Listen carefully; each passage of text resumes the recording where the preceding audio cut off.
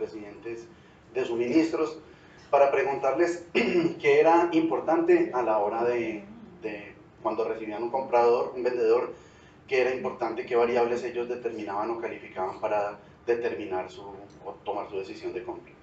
Entonces se descubrió que en Colombia particularmente, porque no es en todos los países del mundo, el comprador tiene miedo a la oferta que le hacen sus vendedores. Miedo por varias razones. Primero, porque desconoce la calidad de lo que le están ofreciendo, ¿cierto? Porque en Colombia ha habido una tradición de, pues en décadas pasadas, de productos no muy funcionales, cuya calidad pues era muy regular. Entonces digamos que eso se ha venido, digamos, en un mito casi que oral, se ha venido transmitiendo de jefes de compra a jefes de compra. Entonces hoy en día nosotros que he entrenado muchos compradores, porque hago ambas cosas, entrenar vendedores y entrenar compradores contra vendedores, pues hemos notado que una de las peticiones de casi todos los gerentes cuando se decide entrenar a un comprador es el punto preliminar es la calidad, ¿cierto? Entonces no le crea al vendedor, ¿cierto? O sea, usted no le puede creer al vendedor porque el vendedor va a hablar siempre bien del producto. Ningún vendedor va a hablar mal de su producto o servicio el que está ofreciendo. Tiene miedo a perder su dinero, a equivocarse y que la compra no supla la necesidad. Un miedo esencialmente al cambio, porque ya tiene un proveedor que él conoce, que le suministra el producto y él está conforme y contento con ese proveedor y no lo quiere cambiar, entendiendo que las personas que son jefes de compras o directores de adquisiciones pues no compran para ellos, compran para una compañía y tienen que responderle a un jefe por la compra que tienen. Entonces, si ese es el punto de partida, pues ustedes ¿cuál creen que es el trabajo que tiene un vendedor por hacer? Si este es, digamos, el estado en el que encontramos una persona que decide comprarnos, ¿qué creen ustedes que es el trabajo preliminar que tiene que hacer un vendedor? Eliminar el miedo. Así es. El primer paso es generar confianza. De hecho, ese es el trabajo del vendedor. Porque la mayoría de las personas me dicen, no, es que nosotros tenemos un buen producto y un buen servicio y el trabajo del vendedor es ofrecer ese buen producto y ese buen servicio que tenemos. Entonces nosotros les decimos a las compañías, claro, hola, Frederick, el buen producto y el buen servicio solamente se conocen después de que la gente lo ha comprado y lo ha usado. O sea, en el momento de la venta eso es una expectativa. En el momento de la venta, lo más importante es la generación de confianza del vendedor hacia el comprador, porque solamente le está expresando, ¿cierto?, una serie de beneficios, ¿cierto?, alrededor de su producto. Si el comprador decide confiar por la información que le está suministrando el vendedor, pues decide tomar la opción de compra, ¿cierto? Y descubrir que sí tiene una buena calidad y un buen servicio después de que lo use. Entonces, ¿cuáles son los elementos para construir confianza? Que nosotros hemos descubierto en el mercado que le funcionan muy bien a las compañías porque son parte de sus variables. Primero, el testimonio de otros compradores. Definitivamente un comprador nunca le creerá a un vendedor, pero le creerá a otros compradores. Los testimoniales son muy importantes dentro del proceso de venta porque le generan una confianza a las personas que están comprando, ¿cierto? El comprador se siente identificado con otros compradores. En ese sentido, si uno se pregunta por qué, digamos, empresas como Amazon han logrado triunfar es porque han expuesto los testimonios de los que son sus compradores al público. Hoy la gente estamos en una época que traspasó el mercadeo, digamos que en las eras hemos pasado de la era industrial donde todo lo que se producía se vendía, la era del mercadeo donde la promoción era lo vital, a una época en la que estamos en el servicio al cliente, ¿cierto? A la gente le importa hoy ser bien atendida. Yo recuerdo en los años 80 verme como comprador en las cadenas tradicionales, porque en ese momento el éxito solamente era regional, no existía en Bogotá. Pero en el ley uno compraba un producto y pasaba la caja y se daba cuenta uno que el producto estaba dañado. Y ya de malas, nadie se lo cambiaba, no respondían, ¿cierto? Eso me pasó varias veces.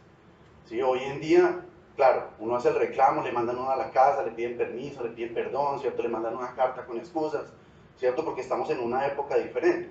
Una época en la además que estamos acosados por una gran variedad de productos y de ofertas, ¿cierto? Y que es fácil reemplazar nuestro producto por otros productos del mercado. Entonces, cuando se habla de los valores diferenciales, porque yo creo que hoy la gente compra, y ese es un tema muy importante, la gente no compra como en los años 80 por igualdad, hoy se compra en Colombia por diferencia, ¿cierto? Que este es un tema muy importante. Si los productos y los servicios no están diferenciados unos de otros, la gente no va a poder entender, porque hoy entendemos la diferencia como el valor agregado que nos aportan los productos a nuestra vida. En los años 80 todos los jabones, si un jabón sacaba crema humectante, todos los jabones sacaban crema humectante, ¿cierto? O sea, todos estaban en igualdad, porque habían pocas marcas, porque habían pocos productos en el mercado. Ahora, cuando hablamos de la experiencia de la compañía, para nosotros y para cualquier consumidor no es lo mismo comprarle a una empresa que nació hace un año a una que nació hace 90, ¿cierto? O que nació hace 40 o hace 20. Los años de permanencia en el mercado hoy son una garantía de calidad para las personas que compran, ¿cierto? Y es un tema muy importante hacerlo visible. Cuando entendemos, y eso creo que es el punto más importante, entendemos lo que realmente el cliente quiere solucionar con nuestro producto. A veces asumimos que como nosotros vendemos el producto, pues la gente tiene esa misma necesidad. Y resulta que hoy las necesidades han cambiado radicalmente, y si uno mira el mapa de necesidades, muchas de las cosas que hoy estamos vendiendo ni siquiera se ajustan a lo que el cliente quiere comprar. Creo que hay que hacer modificaciones muy profundas, ¿cierto?, en cómo estamos comunicando el producto, ¿cierto? ¿Qué estamos entendiendo de lo que el cliente necesita solucionar? De hecho, muchos productos son utilizados hoy en día con razones o por razones diferentes a las que cree el vendedor inicialmente que le van a comprar. Y cuando no vendemos productos, sino vendemos beneficios, ¿cierto? Y empezamos a entender que la empresa necesita tener un aliado estratégico y no un proveedor, ¿cierto? Este es un tema muy importante porque las empresas todavía están centradas en enviar a sus vendedores y sus vendedores en hablar de las funcionalidades y prestaciones que tiene el producto. Y yo creo que hoy los compradores están enfocados en otras cosas. Necesitan soluciones, necesitan aliados, necesitan acompañamiento, ¿cierto? Eso es lo que escucho permanentemente de todas las jefaturas de compra, ¿cierto? O sea, necesitamos acompañamiento, jefes de mercadeo, perdón, directores de publicidad, ¿cierto? Que necesitan permanentemente el acompañamiento de las empresas que les brindan proveeduría. Ahora quisiera traer un dato muy importante cuando hablamos de la diferencia, porque para muchas empresas todavía sigue siendo la diferencia, como lo dije hace un momento, la calidad y el servicio. Y desde ahí arrancan los valores agregados, los diferenciales. Si una empresa no tiene buena calidad y buen servicio, y en este escenario se los digo a todos los que de pronto están intentando construir un producto, háganle un favor al mercado y construyan un buen producto y un buen servicio. Y si ya llevan años en el mercado con un mal producto y un mal servicio, sálganse del mercado, porque lo estamos dañando. Y el consumidor tiende a ser proclive a dejar esos productos rezagados, esos productos y servicios que no cumplen con lo mínimo. Eso es la mínima promesa de venta que yo puedo tener con un cliente, es tener un buen producto y un extraordinario servicio. Eso no es un valor agregado. O sea, muchas empresas se promocionan como tenemos un gran producto y tenemos un buen servicio. Eso ya no es un diferencial. Para construir un poco hoy, digamos, este mapa de por qué es importante construir un diferencial, quiero contarles varias cosas. La OMPI, que es la Organización Mundial de Propiedad Intelectual, tiene registradas marcas legales de las superintendencias y diferentes entes que registran las marcas a nivel mundial. Tiene 37.370.000 marcas registradas. Estas no son todas las del mundo, se calculan que hay más de 100 millones de marcas en el planeta. Estas 37.370.000 marcas suman unos 9.844 productos en el mercado. En Colombia, para cada producto que existe, hay 65 productos sustitutos en 5 categorías que suman más de 300 posibilidades de reemplazar el producto que yo tengo hoy en el mercado. En 1980, por cada producto, habían máximo 16 competidores en todas las categorías, ¿cierto? Para entender esto y ponerlo en un plano de competencia de productos altamente diferenciados como Coca-Cola. Coca-Cola vende 1.8 billones de unidades al día, ¿cierto? Fue la empresa que más vendió en el 2017, ¿cierto? Porque aunque su producto, no voy a decir que no sea bueno, pero no tiene tantas prestaciones ni tantos beneficios como uno esperaría de un producto, el diferencial emocional que tienen es tan poderoso y no tiene competencia que lo ha convertido en el líder de las ventas en un planeta que está buscando cada vez ser más saludable, ¿cierto? Por eso, enfocarse en un diferencial, ¿cierto?, resulta ser de vital importancia para las compañías. El tener un diferencial muy fuerte, el que la gente entienda que yo soy único en la categoría porque tengo una diferencia que los demás no pueden igualar. Eso le pasa a Coca-Cola. Si uno piensa en la segunda marca, ¿ustedes cuál pensarían que sería la segunda marca del planeta? Pepsi, para contarles este caso, eso fue también en los años 70, mientras redefinían la estrategia de Coca-Cola enlazada con el deporte. Porque Coca-Cola crece porque en algún momento descubre un hilo común en casi todos los hombres tomadores de gaseosa en el mundo diferente a los Estados Unidos, en el resto del mundo. Y decide volverse patrocinador oficial de la FIFA, ¿cierto? De los mundiales de fútbol, lo que lo lleva, digamos, a tener, desde ese momento empieza su expansión mundial. Pepsi pensó en ese instante desde la presidencia, desde su junta directiva con asesores de mercadeo, que ellos iban a convertir en la segunda mejor marca de gaseosa en el planeta, ¿cierto? De eso hay libros escritos contando esta historia, pues. La guerra de las colas, ¿cierto? Cuenta gran parte, digamos, de este fenómeno. Y pues, ¿qué terminó pasando? Pues que ellos se convirtieron en la segunda mejor marca, ¿cierto? O sea, es decir, nunca van a acceder al puesto privilegiado que tiene Coca-Cola. De hecho, las ventas de Pepsi son en un cuarto de lo que vende Coca-Cola. Y les ha tocado meterse, como ustedes lo entienden hoy, en snacks, en una serie de categorías para poder sobrevivir. Ahora bien, ¿cómo construir la diferencia? ¿Cierto? ¿Cómo realmente hacerse diferente de los demás? ¿Cierto? Existen muy pocos caminos. Las universidades del bloque de hiedra en los Estados Unidos, que son las universidades más estudiosas en temas de mercadeo y de comunicación, de diferenciales para el tema de la venta, ¿cierto? Porque recordemos que los MBAs gringos preparan gente para salir como directores comerciales, que es aquí un tema mental que todavía nosotros tenemos, y nosotros entendemos el mercadeo separado del tema comercial. Los gringos lo entienden como un tema colateralmente unido. Entonces los MBAs preparan a los mejores directores comerciales y de mercadeo, pues, de los Estados Unidos.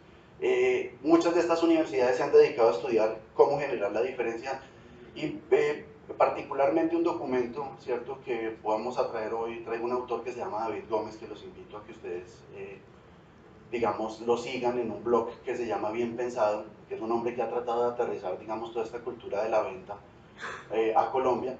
Desarrolló un audiovisual que ahora vamos a ver, ¿cierto? Un audiovisual de 11 minutos, en donde cuenta cuáles son todos los posibles caminos para hacerme diferente. O sea, si yo quiero construir un diferencial, no hay muchas formas de construirlo. De hecho, técnicamente solamente existen estos caminos para poderme hacer diferente de otras, de escoger un camino para encontrarme diferente. Entonces les voy a presentar el documental de David, ¿cierto? Este pequeño audiovisual, que me gustaría que le prestaran mucha atención porque es realmente muy enriquecedor.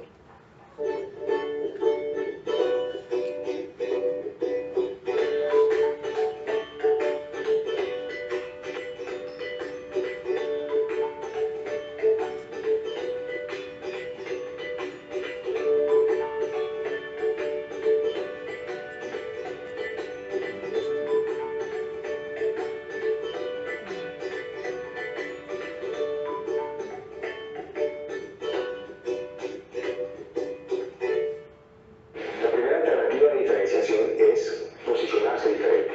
Aquí es donde no es tanto lo que vende, sino cómo lo vende y cómo el mercado lo percibe.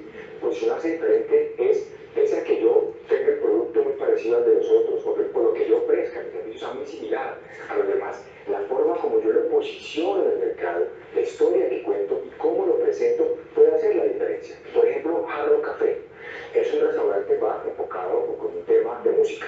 Sin embargo, muchos restaurantes existen con temas similares, pero en ellos haberse enfocado en un elemento y posicionarse como una marca que se enfoca temáticamente en el rock, atrae un segmento específico de mercado y le da una historia diferente. Por eso, cuando uno piensa en un restaurante o piensa en Hard Rock Café, sabe claramente que tiene un posicionamiento específico, que tiene una temática específica y que tiene algo de lo cual se ha apropiado a través de los años.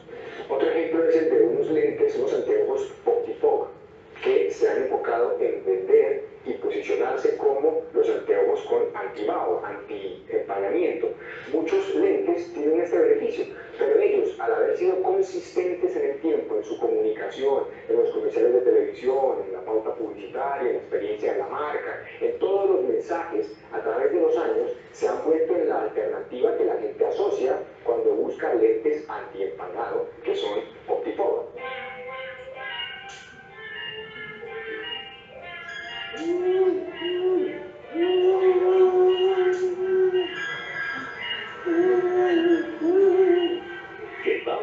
no te arruine el día. Adiós salvado, con lentes Optifone. Entonces, aquí es donde decimos, lo importante no es tanto lo que uno vende, sino cómo lo vende y cómo yo me diferencio de los demás, posicionándome con una historia diferente, con un elemento diferente, para que la gente, si bien puedo estar vendiendo lo mismo, no soy igual a los demás. La segunda alternativa de diferenciación es una característica de producto única. Aquí yo me apropio de un atributo, de un beneficio, de una funcionalidad.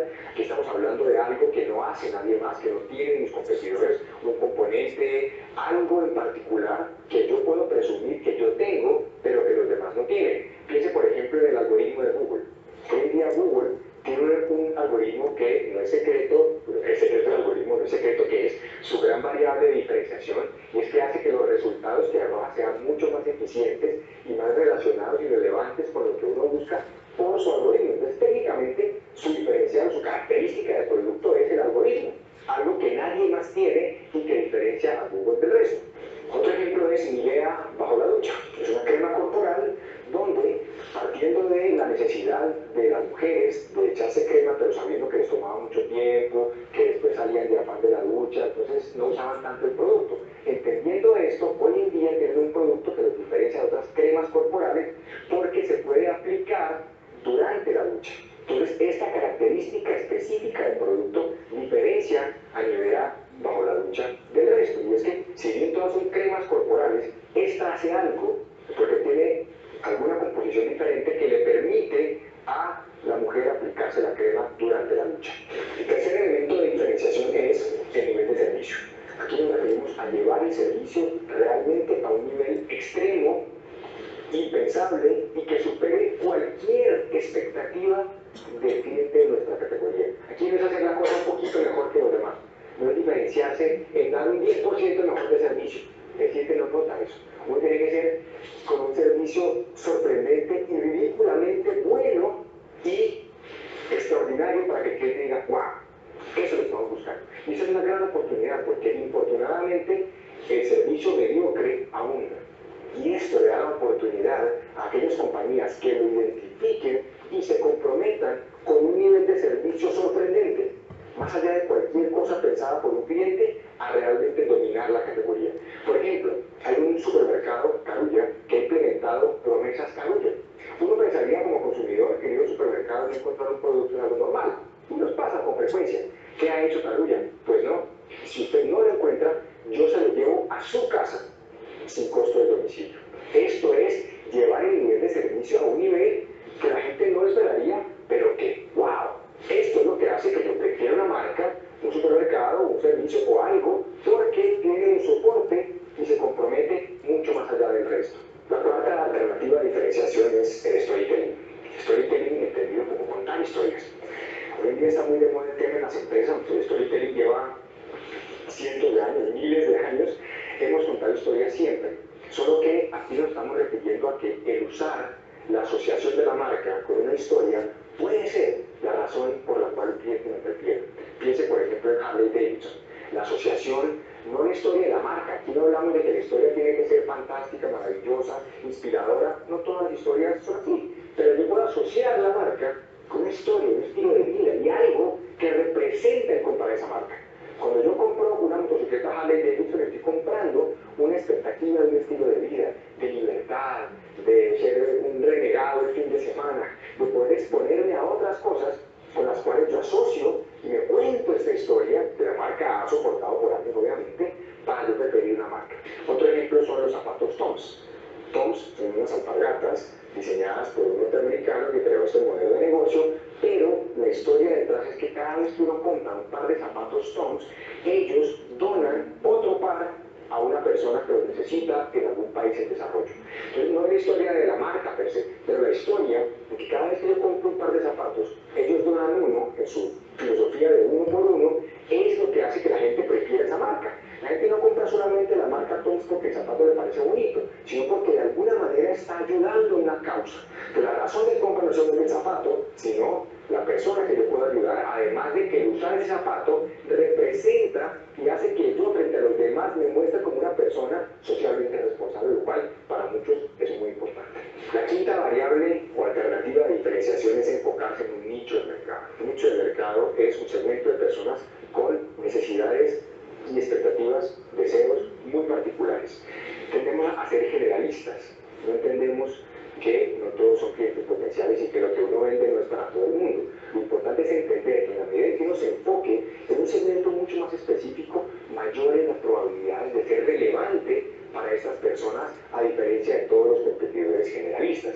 Por ejemplo, Seguros Hiscox en Estados Unidos ha desarrollado unos productos diseñados específicamente para profesiones como ingeniero, arquitecto, enfermero, diseñador gráfico, etcétera, donde la póliza de seguro que usted compra cubre los riesgos asociados a su profesión. Entonces, si yo soy un diseñador o un consultor y yo veo que Hiscox tiene un seguro que cubre específicamente riesgos de mi profesión, pues tiene una ventaja frente a las empresas de seguros generales que me van a decir yo le cubro cualquier riesgo. No, especializarse en un nicho, enfocarse en un nicho es mucho más relevante para las compañías. La sexta alternativa de diferenciación es la experiencia del cliente. Crear una experiencia memorable, realmente que el proceso antes, durante y después de la compra me haga sentir bien. Cada vez buscamos que no solamente el producto funcione, que el servicio funcione, sino que la experiencia, el proceso, lo fácil, lo simple, lo agradable, sea también muy buena. Y seguramente es más importante porque el resto de variables están usualmente bien cubiertas. Pensemos en dos ejemplos. Uno, Disneyland, los parques Disney. No son los parques más económicos del mundo, indudablemente, pero la experiencia que genera Disney, el cuidado por los detalles, hace que la gente ahorre años para vivir esa experiencia que sabe que le cuesta más. El problema no es de precio, el problema es que la gente está dispuesta a pagar por mejores experiencias si realmente las proveemos. Otro ejemplo interesante es una empresa de turismo en Bogotá que ha diseñado un tour fantasmal en el cementerio de Bogotá. Uno podría pensar en el sector de turismo que, bueno, un tour es un tour. Un tour es una experiencia y ellos la han llevado a un nivel mucho más lejos. Han contratado actores para que en la noche, dentro del tour, se metan en las tumbas y salgan de los lugares donde está enterrada la persona, el personaje histórico, por ejemplo, se para la persona caracterizada y dice las palabras que lo hicieron famoso. Esto es crear la experiencia de un simple tour en algo mucho más relevante, algo que da de qué hablar, algo que dice, este tour es diferente. Entonces uno podría vender simplemente tours por la ciudad o por diferentes lugares como el cementerio, pero no. Esto es una experiencia, esto es casi que ir a ver una función en el cementerio. Eso es diferenciarse basados en crear experiencias para el cliente realmente memorables.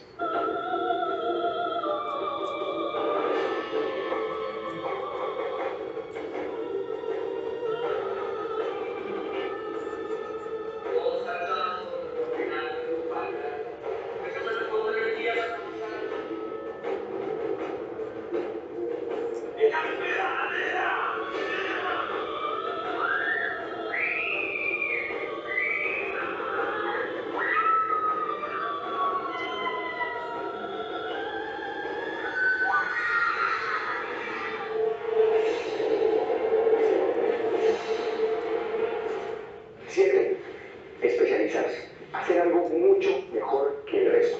La diferencia entre enfocarse en un nicho de mercado y especializarse es que cuando uno se enfoca en un nicho, se dirige a un grupo de personas muy particulares y especializarse es enfocarse en hacer algo muy concreto para un segmento muy específico. Por ejemplo, Costa Rica, como marca, se ha especializado por años en venderse como un país para el ecoturismo. Y los elementos o los aspectos que vende como país los tenemos en varios países. Tenemos montañas, tenemos ríos, tenemos bosques, tenemos gran cantidad de flora y fauna, pero su consistencia en especializarse como una cosa para la gente, que es el ecoturismo, lo pone hoy en día en el top of mind de las personas que quieran ese tipo de experiencia. El resto de países, ¿qué hacemos? Nos vendemos con todas las características. Acá tenemos nieve, tenemos mar, tenemos playa, tenemos cosas arqueológicas, la gente es queridísima. Hablamos de tantas variables que para la gente es como que, bueno, finalmente, ¿por qué deberías venir?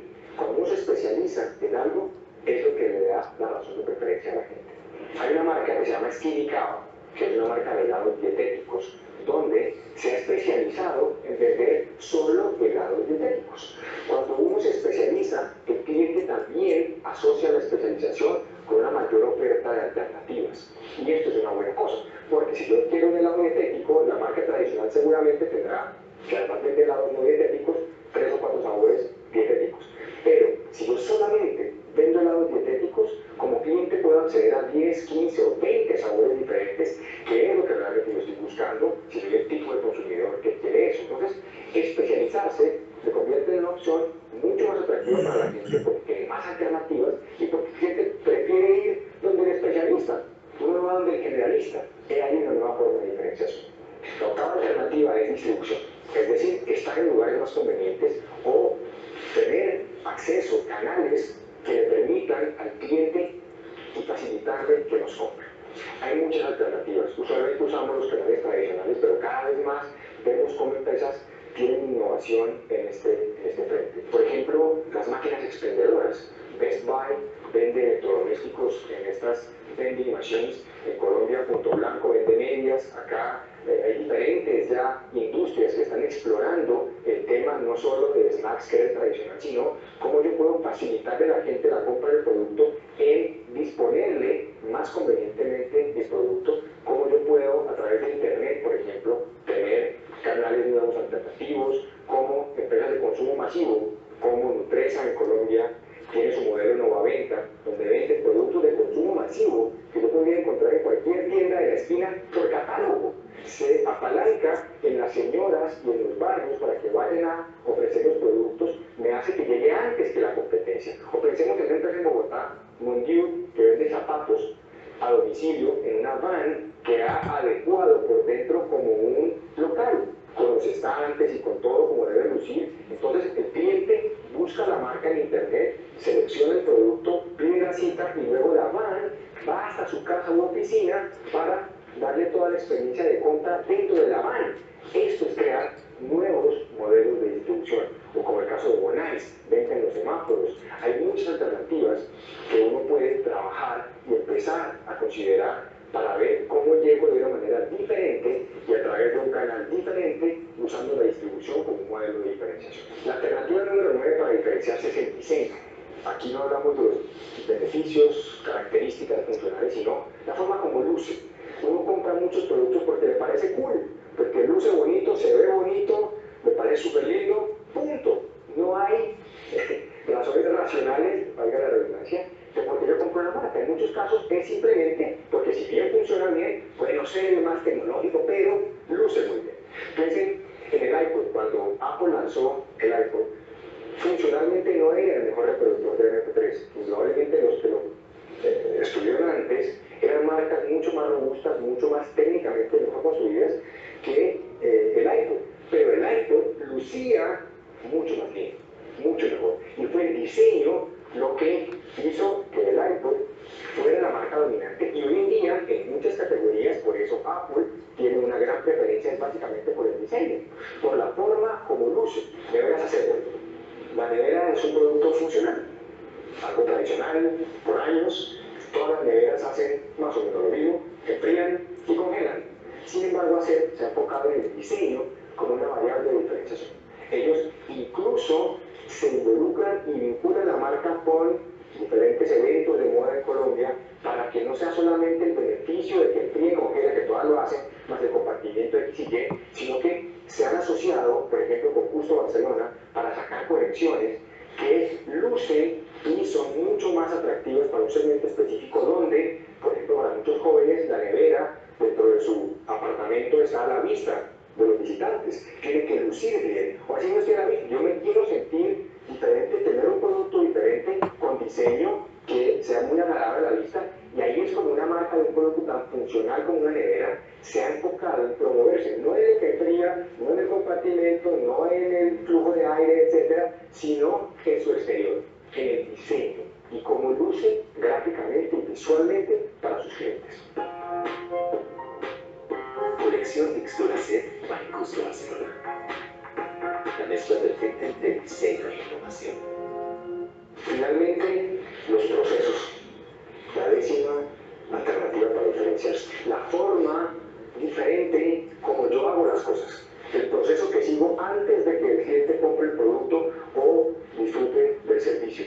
Por ejemplo, la Salle College, una universidad, tiene una carrera de gastronomía y parte del proceso de aprendizaje de los alumnos es que practican en un restaurante real que tiene la propia universidad, cerca de la misma universidad. Entonces, yo puedo aducir como marca, en este caso, que mi proceso educativo es diferente porque están practicando como meseros, como cocineros, como todo el proceso que van a vivir todos los días para que puedan entender y tener una mejor capacitación para ser mejores profesionales. Eso es parte de vender el proceso como una forma de diferenciación. O piensen, por ejemplo, en los productos que son hechos a mano. La forma como se hace el ser pintado a mano, hecho a mano, elaborado no en una máquina, sino uno a uno, es la historia que hace que una marca o un producto se diferencie de los demás. Que sea cuidadosamente elaborada, por ejemplo, es una forma de diferenciación. Ahora, hay que comunicarlo muy bien para que la gente le dé el valor que se merece, pero los procesos o la forma como uno hace las cosas, como se lleva a cabo algo, puede ser una poderosa forma de diferenciación. Esas son 10 alternativas que como compañía puede empezar a considerar para ver cuál, de acuerdo a su tipo de negocio o su tipo de cliente y de los elementos con los que ya cuenta, podría enfocarse para diferenciarse de la competencia y ser mucho más relevante y único en la percepción del mercado. Bien. Para nosotros, pues evidentemente estos caminos representan las alternativas que nosotros consideramos que deben ser, pues digamos, contempladas por la compañía para construir ese diferencial. Ahora, ¿por qué construir un diferencial y no dejar la compañía con los valores agregados como los viene exponiendo? Porque voy a parafrasear también a este autor que es David Gómez, que dice que cuando el cliente no entiende la diferencia, chilla por precio. Es decir, si la primera objeción que tenemos nosotros como vendedores y como compañía es que a la gente le parece caro el producto, es porque en esencia no ha entendido la diferencia. O sea, si nosotros no tenemos un diferencial, a la gente le va a parecer caro lo que vendemos, porque somos iguales al resto. Es decir, que cuando lleguemos a hacerle la oferta a nuestro cliente, pues nuestro cliente va a considerar todas las alternativas que estamos en el mismo lugar de todos los otros prestadores del servicio. Solamente productos muy diferenciados, uno no llega a Autogermana y le dice al señor, bueno, le voy a comprar el BMW, pero me da los tapetes, me encima el vidrio y qué descuento me va a hacer, ¿cierto? Porque a uno ya de entrada le da pena, ¿cierto? Entonces uno dice, no, pues cómo voy a ir a decir a esta gente que vende productos de lujo que me rebaje, ¿cierto? Porque claro, son productos altamente diferenciados que han encontrado, ¿cierto?, en la diferencia un motor para poder gestionar, digamos, ese costo que ellos tienen alrededor del producto. Bueno, de hecho, pues un dato muy relevante es que la mayoría de los ingresos de BMW no se producen por venta de automóviles, es decir, son la venta de todas las otras cosas que ellos tienen alrededor, ¿cierto?, la que más les genera utilidad, más que los automóviles, pero digamos un producto altamente diferenciado se ha convertido, digamos, en un objeto de ¿cómo se llama?, idolatría, pues de parte de los que les gusta el lujo. Ahora bien, ¿cómo saber si el diferencial que yo tengo, porque muchas compañías tienen un diferencial, o ya lo establecieron, o creen tenerlo, ¿cierto? Porque entre tenerlo y creer tenerlo hay una gran diferencia, ¿cierto? Pero ¿cómo saber si esa diferencia que yo he establecido es la que yo debo tener? Entonces esta mañana hay muchos autores que hablan del tema de ventas y que son muy refinados para hablar y que realmente han construido un entorno de ventas muy estudiado y digamos que tienen una cimentación en lo académico muy interesante. En Chile se encuentra uno que se llama Juan Ferrer, en España se encuentra Sergio Fernández, en Colombia tenemos a David Gómez, que es solamente conferencista. David tiene un audiovisual que me gusta, que es muy práctico, ¿cierto?, acerca de cómo definir si el diferencial que yo tengo realmente es una formulación, cómo construir si el diferencial que yo tengo, definir si ese es el que yo debo exponer ante el mercado, cómo poderlo categorizar, cómo poderlo evaluar. Entonces voy a poner este audiovisual que es cortititín, ¿cierto?, en donde él cuenta cómo revisar este diferencial.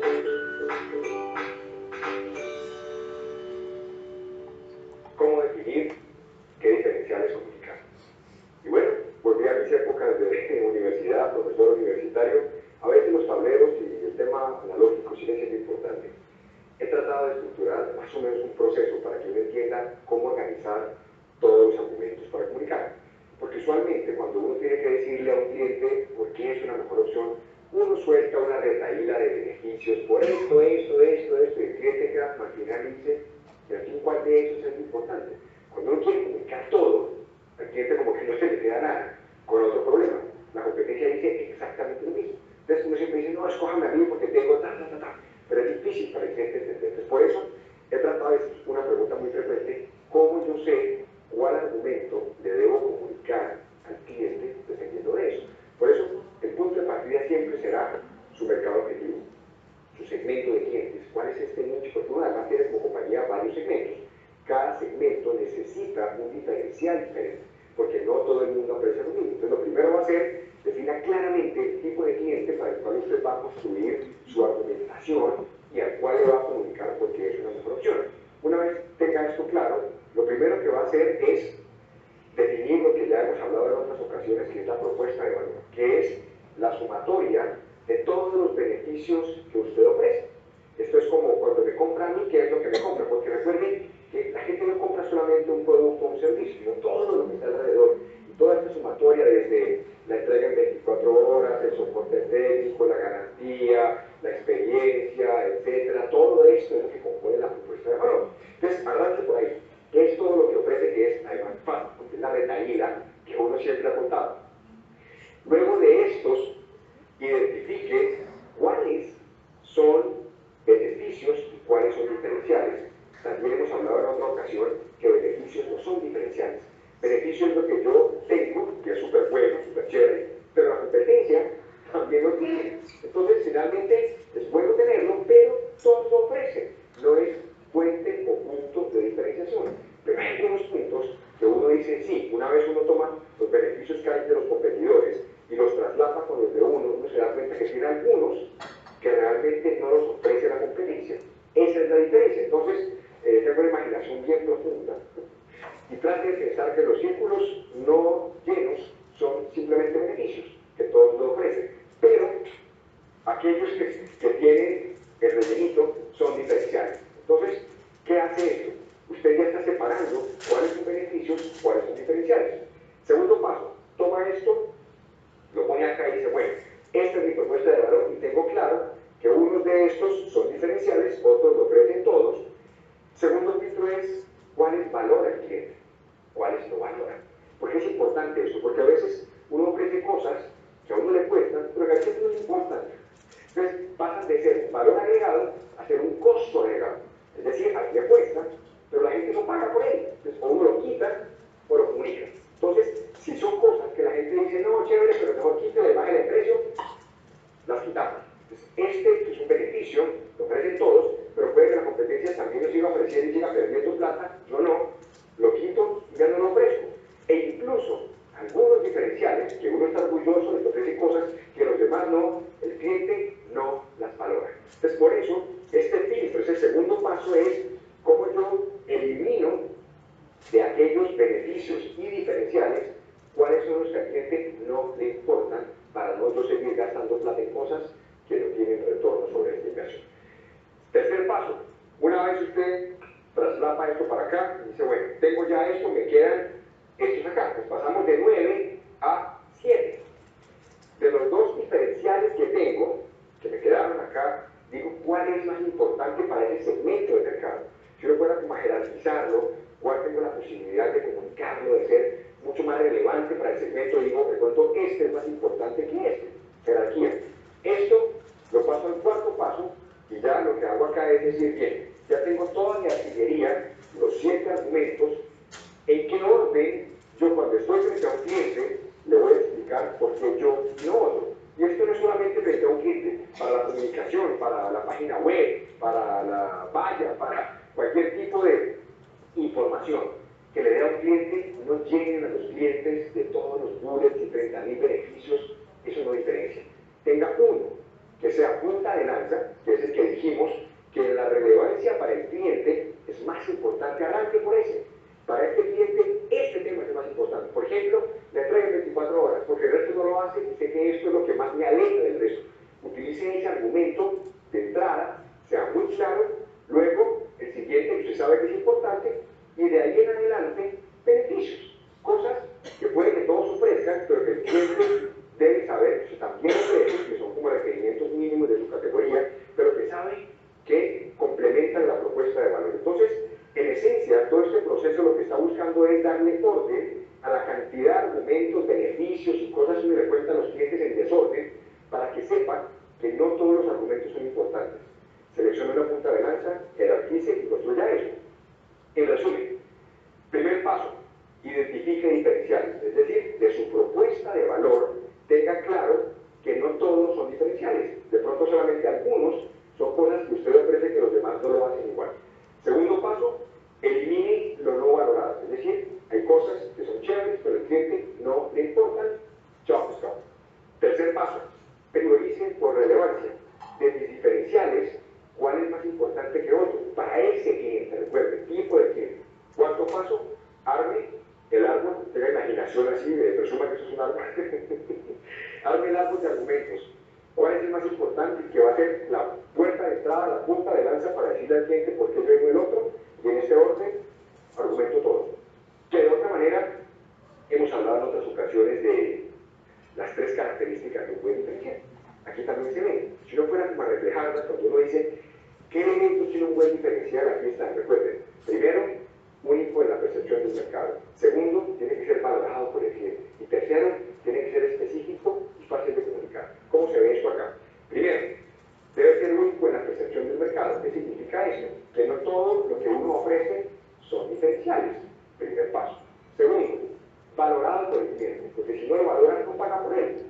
Segundo filtro, todo lo que tenemos, ¿qué es lo que no valora? Chao. Tercer filtro, ¿cuáles son aquellos que yo puedo comunicar de manera concreta, específica, que la gente me vea claramente que me alejo del resto? Es decir, jerarquizar por aquellos que son mucho más poderosos como relevantes para un cliente. Y aquí ya yo armo, finalmente, mi árbol de argumentos. Entonces recuerden, el mensaje de fondo es, no todos los argumentos que uno le dice a un cliente son igualmente importantes. Y a veces, por llenarlo de tanta información, lo que era crítico se pierde en la maraña de argumentos y la gente no termina entendiendo por qué usted es una mejor opción. Así que recuerden, siempre hay que enfocarse para un tipo de cliente cuál es el argumento punta de lanza y de ahí para abajo cuáles son el resto de beneficios.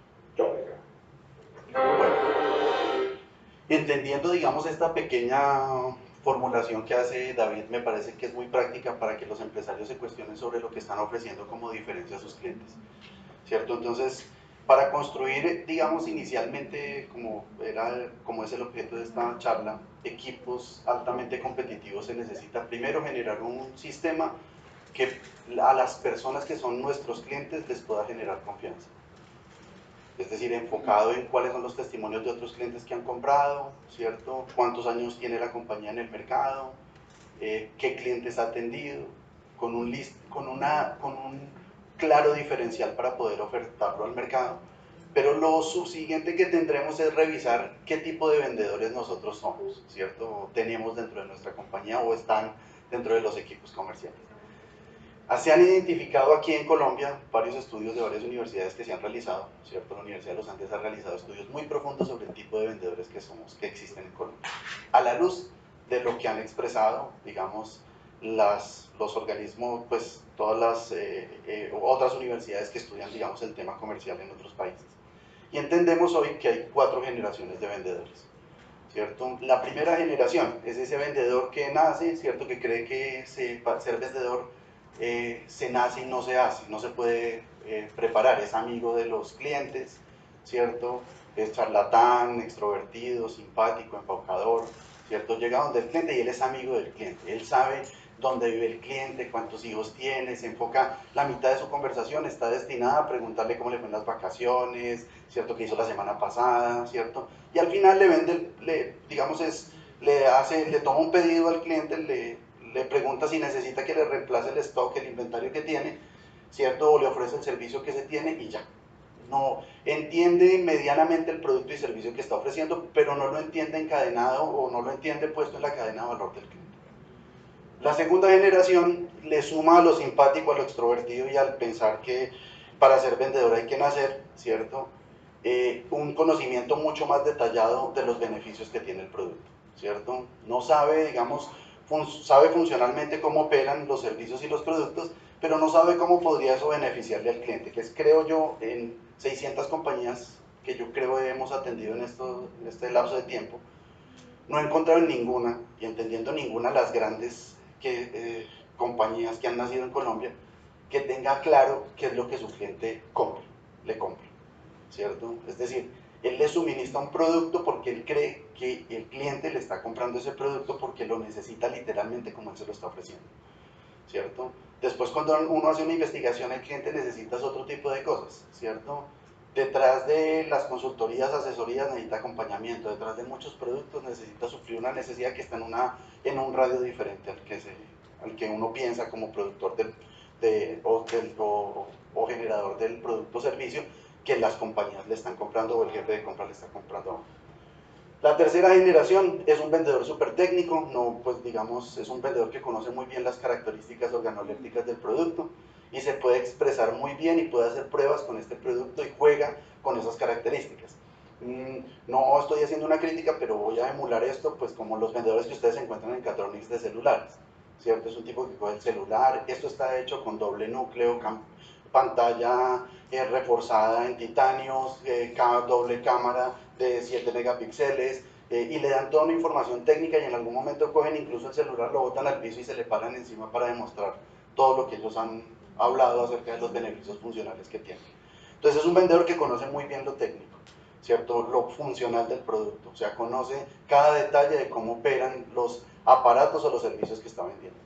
Y finalmente, la cuarta generación de vendedores, que es la última que se ha producido en el mundo, que está más enfocado en construir un cliente y no una venta. Este tipo de vendedor que llega a una compañía, ofrece el producto o el servicio, siente que eso no le encaja a la compañía porque no es el momento y prefiere no venderle, dar un paso al lado, ¿cierto? Y decirle al propio cliente, no, creo que no es el momento para que adquiera mi producto o servicio, ¿cierto? Le das asesoría, ¿cierto? Sobre cuál producto podría llegar a necesitar, incluso puede recomendar a otro competidor cercano, ¿cierto? Que sienta que se enlaza muy bien con lo que necesita el cliente.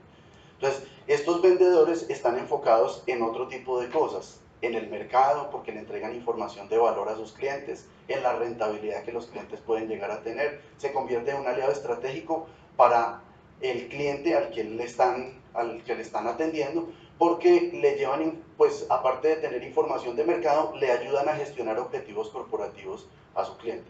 Es decir, están pendientes de lo que necesita realmente para poder crecer y ser exitoso en el mercado. Y en esta línea de acción, ¿cierto?, que es la cuarta generación, pues no hay muchos vendedores. En la última encuesta que se hizo en Colombia, ¿cierto? Perdón, yo la paso acá, gracias. Tenemos estos resultados. Primera generación, 20%, o sea, es decir, los que están enfocados en la personalidad. Segunda generación, 65% del mercado, es decir, son muy gentiles, muy amables, conocen al cliente y conocen algo del producto. No entienden lo que el cliente necesita cuando nos compra el producto. Tercera generación, técnicos, ¿cierto? El 10%, y cuarta generación es el 5% de los vendedores, ¿cierto? Es decir, estos que están preocupados realmente por la gestión, gestionar apropiadamente al cliente, las necesidades que él tiene. Ahora, ¿cuáles son los factores con mayor incidencia de éxito en los departamentos comerciales? Es un tema muy importante a la luz de haber conocido, digamos, estas generaciones, que los invito a que se pregunten ustedes qué tipo de vendedor son, ¿cierto? En dónde están ubicados. Claro, la idea es migrar, ¿cierto?, a convertirse en un vendedor de cuarta generación, ¿cierto? Porque eso es lo que requiere el mercado, ¿cierto? Lo que está buscando las compañías, alguien que lo asesore. No quiero que me sobreestoque, no quiero que me venda lo que no necesito. Quiero que me venda lo que yo necesito comprar porque esté a la altura de mis necesidades y me traiga mucha más información para ayudarme a desarrollar. Información pertinente a mi segmento. Información que es definitiva para él tomar decisiones. Muchas veces estamos enfocados, ¿cierto?, en vender servicios, no importando si los necesitan o no. Estamos pensando en el precio, en la factura, ¿cierto? Como vendedores y como directores de departamento comercial estamos pensando en la consecución de un presupuesto. Hoy en día tenemos que pensar más allá de la consecución del presupuesto en saber que nuestros clientes realmente se sientan afines con la filosofía comercial que tenemos. Ahora, ¿cuáles son esos factores con mayor incidencia de éxito en los departamentos comerciales? La transferencia de conocimiento de calidad, las herramientas que tiene el departamento comercial, los procesos que yo tengo dentro del departamento comercial y la medición y el reajuste de esos mismos procesos. ¿Por qué la transferencia de conocimiento? algo que es definitivo y que les pido aquí a los que son gerentes generales o directores comerciales y a los mismos vendedores que repiensen es cuánto le invertimos nosotros en tecnología del conocimiento al departamento comercial en un área específica que son las ventas. Uno descubre al año, tristemente, ¿cierto?, que el departamento que le trae la gasolina y alimenta todas las otras áreas de la empresa es el que menos recibe en conocimiento, al que menos se le prepara, al que menos información se le da sobre un área de acción específica que son las ventas. Uno al resto de departamentos les paga, ¿cierto?, con gusto, capacitación y preparación de primer nivel, pero al departamento comercial muchas veces no se le tiene dotado de ninguna herramienta. Aquí en Colombia, ¿cómo funcionan los departamentos comerciales y los vendedores? Vaya mijo con el catálogo debajo del brazo, ¿cierto?, y busquen el mercado, que estos son los clientes tipo, y el vendedor en frío tiene que entrar, ¿cierto?, generando toda una fricción en todos los departamentos para lograr sentarse a hablar con el hombre que le puede comprar el producto, para descubrir tristemente que muchas veces no logra su cometido, ¿cierto? Genera, digamos, unas fracturas en ese proceso que terminan es desdiciendo de la empresa, ¿cierto?, generándole una mala imagen. Entonces, consideramos que uno de los factores principales para generar, digamos, una incidencia, pues que incide directamente sobre el éxito de estos departamentos, tiene que ver con la transferencia del conocimiento, en técnicas de empatía, gestión del conocimiento, del pensamiento, construcción de sistemas de información de mercado, manejo de objeciones, que son los principales dilemas a los que se enfrenta un cliente, ¿cierto? Muchos vendedores, que nos enfrenta un vendedor, muchos vendedores no saben cómo superar aún objeciones. Voy a poner esto en términos prácticos, ayer lo comentaba.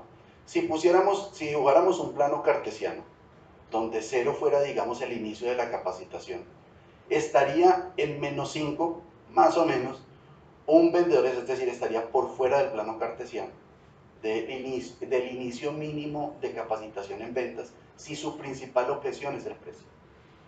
O sea, si un vendedor me dice a mí, mi principal objeción, la que yo me encuentro permanentemente en mis clientes, es el precio, estoy en -5.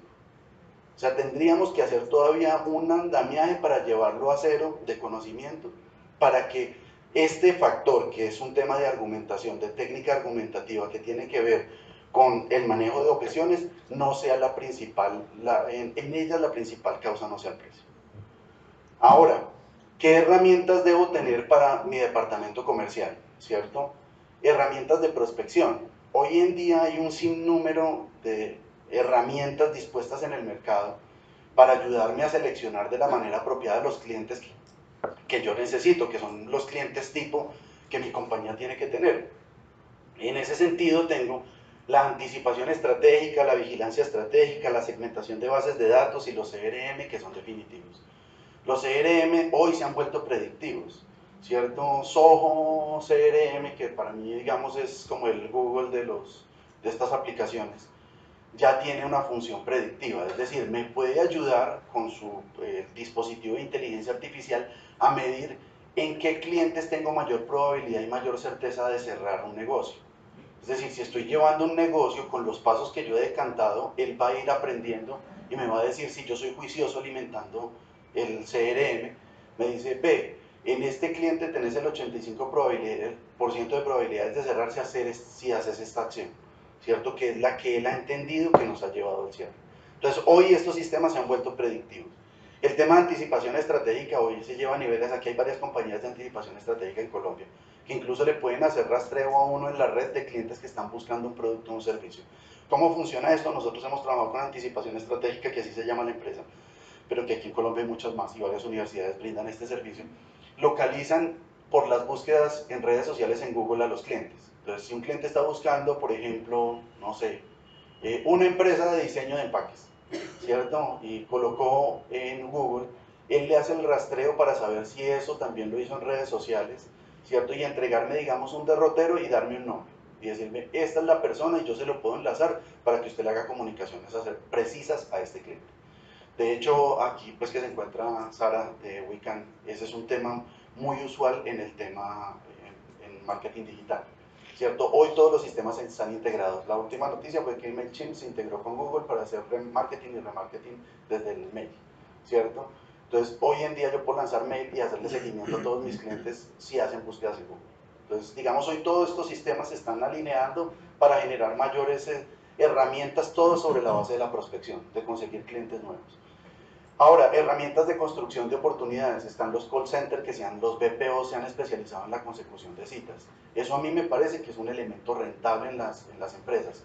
Si en algo se pierde tiempo con los vendedores es que traten ellos de localizar citas en sus clientes, ¿cierto? Nosotros impulsamos la utilización de terceros, porque son terceros que están especializados, ¿cierto? Así como nadie me va a ganar en mi negocio, pues difícilmente le ganaremos en la consecución de citas a alguien que está especializado todos los días en llamar para pedir citas a diferentes públicos de la compañía, ¿cierto? Y eso se hace desde presidentes o gerentes generales hasta directores de departamento o jefes de compra. Y las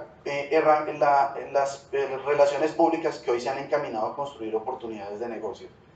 Hoy, claro, nosotros tenemos la idea de las relaciones públicas todavía encaminadas a dar buena imagen y eso sigue siendo y comunicación de crisis, pero ya ahí ya empieza a aparecer en esos directorios, ¿cierto?, de estas compañías, el tema de oportunidades de negocio, ¿cierto? Usted quiere que lo presente, muéstreme los 10 con quién quiere que yo lo siente, pero ya no es sentarlo y bueno, ahí los dejo, no, hoy es un tema mucho más profesional donde la empresa de PR se entera de lo que yo estoy tratando de vender, ¿cierto? Hace una oferta, digamos, al público de interés mío y me acompaña como un convidado de piedra durante la cita en un público que está completamente interesado en mi producto. Las herramientas de seguimiento, ¿cierto? La administración, hoy hay administradores de omnicanalidad, que eso es un tema súper importante. Hoy los clientes, los vendedores, cuando uno les pregunta qué seguimiento hacen, no, yo le hago llamadas a mi cliente. ¿Cuántas? Hasta donde mi cliente me diga no me llame más, ¿cierto? O déjeme, yo lo llamo la próxima semana, ¿cierto? Hasta ahí hacen llamadas porque es el único mecanismo de seguimiento que conocen los vendedores. En técnica de ventas, uno descubre que hay un sinnúmero de canales que se pueden utilizar para hacer ese rastreo, que no necesariamente tengo que llamar al cliente para preguntarle si mi oferta ya está cerrada. De pronto lo que tengo que armar es un camino de galletas con mucha información para que mi cliente sea proclive a llamarme él mismo y a decirme quiero cerrar un negocio con usted, ¿cierto? En ese sentido yo tengo que utilizar todas las herramientas que hoy están disponibles para las personas. Cada vez menos queremos hablar por celular, cada vez menos. O sea, hoy ya es una mamera hablar con otra persona. O sea, ¿a dónde se están volcando las comunicaciones? ¿Cierto? Se están volcando al WhatsApp, a mecanismos que, como lo dice Malcolm Gladwell, que había estudiado esto hace 15 años en un libro que se llama Tipping Point, punto de inflexión, decía que íbamos a resignificar todo el lenguaje, íbamos a reconstruir todos los medios de comunicación, ¿cierto? Que íbamos a volver a la tradicional carta de alguna u otra manera, porque así se producen esos puntos de inflexión en la sociedad. Entonces, hoy el WhatsApp resulta ser importante. La gente prefiere escribirle a alguien, ¿cierto?, para que le entregue información o respuesta acerca de algún cuestionamiento que tiene y no llamar. Porque en la llamada supongo que me van a hacer presión para ventas, me van a pedir una cita, ¿cierto? En el WhatsApp me puedo deshacer más fácilmente, digamos, de esa responsabilidad de otorgarle un espacio a otra persona. O sea, digamos que es más impersonal la venta, me aleja un poco más. Entonces, tengo el mail, tengo el WhatsApp, tengo las redes sociales, ¿cierto? Tengo un sinnúmero de elementos para entregar, para hacer seguimiento. Claro, si el seguimiento que yo le hago a mi cliente, porque no conozco más, es llamarlo a preguntar, bueno, ¿y cómo le ha ido? ¿Ya recibió la cotización? Sí, y la vio, ¿y qué opina? ¿Cuándo cree que lo puedo llamar a ver si ya cerramos este negocio? Pues estamos todavía pues, muy abajo en la cadena de los procesos de seguimiento que podemos llegar a tener. Hoy el seguimiento se produce con contenido, tratando de emocionar a las personas que yo tengo alrededor, ¿cierto? Que el cliente entienda que que le estoy ofreciendo un valor superior. Muchos de los clientes no están enterados de todo lo que yo digo que yo hago, y hago muy bien, ni de todos los sucesos de éxito que yo tengo, y que digo que he tenido durante la historia de mi compañía, ¿cierto? Eso solamente sale en reuniones específicas, en donde se cuentan, pero es que si yo soy bueno, he atendido a los clientes más grandes del mercado, he tenido sucesos de éxito que nadie más tiene, eso no lo sabe su cliente. Eso es lo que yo debería convertir en contenido para podérselo entregar y que mi cliente pudiera tomar una decisión de compra. Eso yo lo debo convertir en factores, en puntos de contacto con mi cliente. Es lo que no hacen las compañías. Si usted es muy bueno y logró hacer un suceso que es histórico para su empresa, ¿cierto?, que generó un revolcón en el mercado, cuénteselo a su cliente, que a él le va a interesar más que usted, ¿cierto? Porque él necesita saber en qué es bueno usted y qué otras cosas le pueden comprar. Hoy el cross-selling, la venta cruzada, se realiza con la entrega de contenido en el mundo. En Colombia ya empezó a darse ese tipo de venta cruzada de otros productos a los mismos clientes. Porque cuando yo tengo unos clientes, ¿cierto? Aquí quiero dividir como el escenario en dos cosas que me parecen importantes y que siempre, digamos, menciono porque me parece que merecen la mención. Muchas empresas aseguran tener venta, ¿cierto?, cuando atienden los mismos clientes desde hace 5 años, ¿cierto?, hace 4 años o hace 3 años. No, eso es una recompra. Ahí no hay venta. Venta es la que yo establezco a clientes nuevos. Cuando yo estoy atendiendo a un cliente que ya me viene comprando por años, eso es servicio al cliente. Y las compañías han hecho esa fractura, ¿por qué? Porque las compañías no crecen en sus presupuestos cuando tienen muy concentrado su portafolio en recompra. Pero si su porcentaje de ventas es pequeño a nuevos clientes, pues el crecimiento va a ser en torno a los clientes que yo esté atendiendo. Los departamentos comerciales, ¿para qué deben estar? Para conseguir nuevos clientes, ¿cierto? Si yo quiero tener una infraestructura para atender a los clientes existentes, tengo que tener una política de servicio al cliente muy fuerte, ¿cierto? Pero venta significa conseguir clientes nuevos. En estos administradores omnicanal me permiten hacer un seguimiento mucho más profesional frente al cliente. Y ahí tengo que tener lo mínimo, el plan de prospección, unas mecánicas de venta, un proceso de seguimiento y un plan de ventas muy coherente y muy claro para saber de dónde voy a obtener el dinero, de qué canales. La mayoría de las compañías en Colombia, el 93% de las compañías son unidireccionales, es decir, solamente tienen un canal de venta que es el canal de venta directa. Es decir, tengo vendedores para que vayan y ataquen a mi cliente. No tienen desarrollado ningún otro canal. Y eso es muy peligroso, porque puedo tener un equipo comercial muy bueno que me robe la competencia, puedo sufrir en algún momento algún cambio de mercado, ¿cierto? Puedo tener una serie de inconvenientes, ¿cierto? Cuando tengo todos los huevos en una misma canasta. Entonces, ¿qué les invitamos a las compañías? A que armen distintos canales para que por distintas fuentes les lleguen clientes a la empresa. Hoy el mercadeo es una fuente de ingreso de nuevos leads, ¿cierto? Ustedes escucharán la automatización que tienen muchas empresas.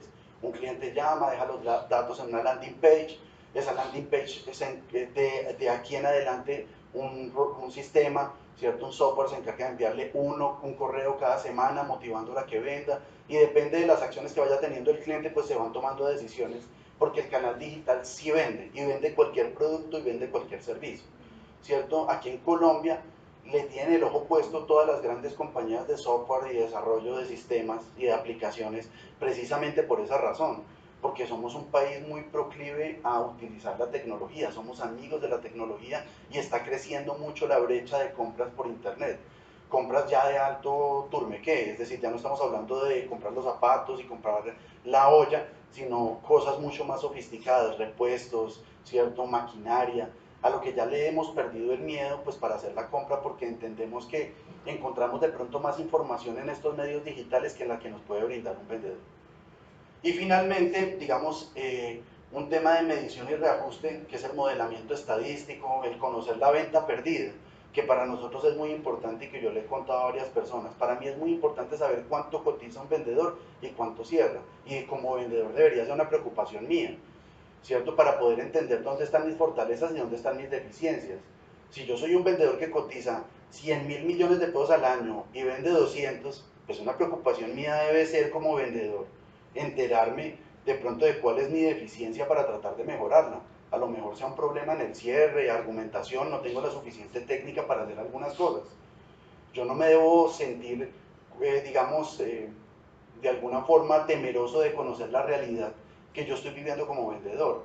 Hoy digamos, hay muchas pruebas que develan y muchas estadísticas que develan en qué paso estamos del proceso. Si es venta perdida, hace referencia a varios fenómenos, a cuántas llamadas hace usted y cuántas citas tiene. Si usted hace muchas llamadas y tiene pocas citas, su problema está en la forma en la que está haciendo el llamado, en la argumentación que le da a su cliente. Si yo tengo muchas citas y pocas cotizaciones, tiene un problema en la entrevista de negocios, ¿cierto? A lo mejor no está comunicando efectivamente los diferenciales que se tienen. Si yo tengo muchas cotizaciones y tengo pocos cierres, el problema está en el proceso de seguimiento, ¿cierto? Si yo como vendedor detecto, digamos, esos fallos, podría, digamos, ayudar a generar un mejor sistema, ¿cierto?, en la compañía. Ya es obsoleto el que el vendedor se enfrente a los problemas y la compañía no sepa cómo resolverlas. Es decir, Cotiza mucho el hombre, pero tiene muy pocos cierres. Eso es un tema de preocupación del departamento comercial, atacar el por qué él tiene pocos cierres y poderle ayudar en ese proceso para que aumente el número de éxitos en el mercado. Ya no puede ser un factor aislado, no, es que tengo un vendedor que no cierra mucho, vamos a conseguir uno que cierre mucho.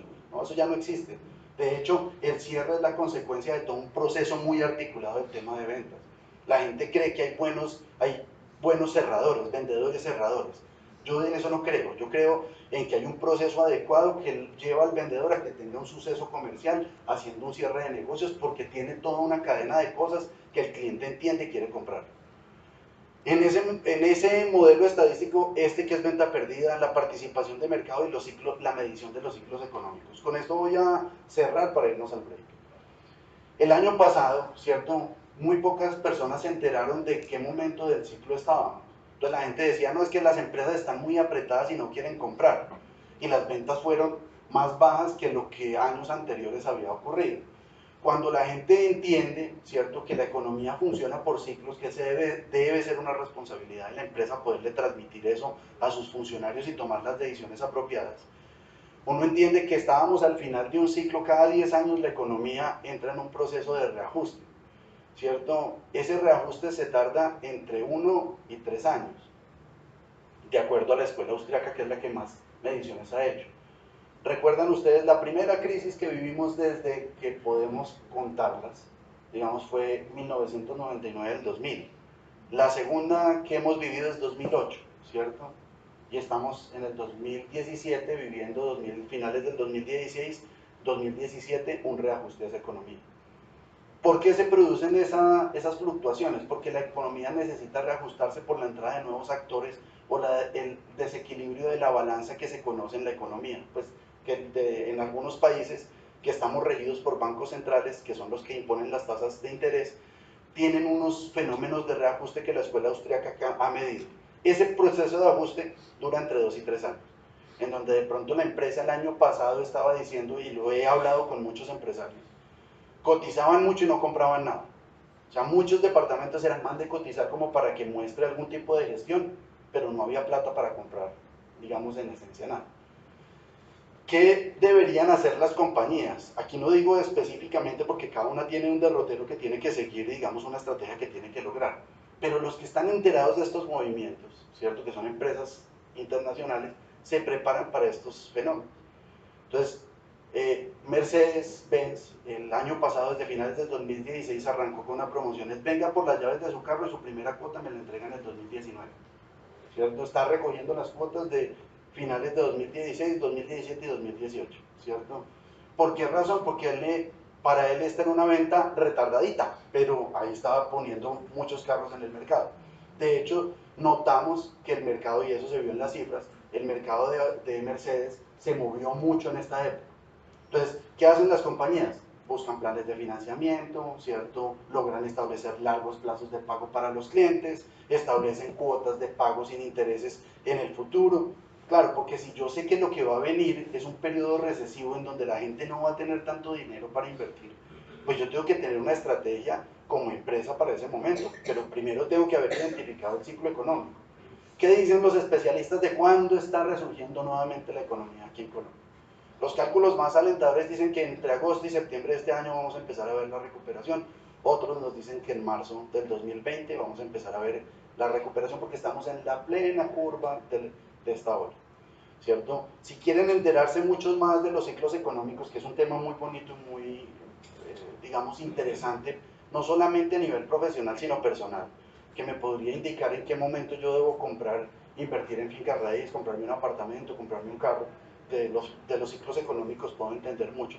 Nosotros cada 6 meses tenemos una conferencia con un experto que se llama Jorge Castro, ¿cierto? Que traemos aquí a Medellín, ¿cierto? Para hablar de los ciclos económicos en un tema muy aterrizado. No es un tema, pues, de alto turbequé, sino de él lo aterriza, lo hace muy práctico y habla de los ciclos económicos. Aquí, entre otros, pues está Cristian también, que también sabe mucho del tema de ciclos, ¿cierto? Y que me parece muy interesante que uno conozca, que uno disponga, porque eso está puesto hoy ya en el radar de las compañías, ¿cierto?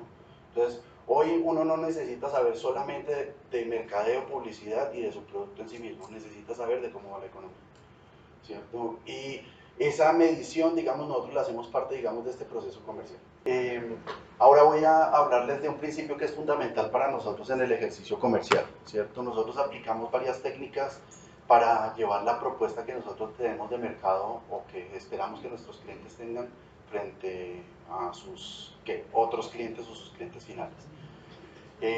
Nosotros trabajamos sobre un esquema que es la heurística, ¿cierto? Que lo que básicamente busca es propiciar caminos creativos para ese enlace de propuestas, entendiendo que la gente ya tiene unas preconcepciones mentales acerca de muchos temas.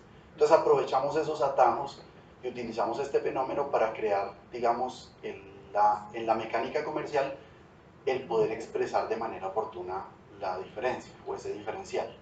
Entonces quiero ponerles un videito, ¿cierto?, que es muy corto y muy entretenido acerca de qué es la heurística, como para poder entender, digamos, esto como un fenómeno que le aporta a la construcción de la promesa de venta.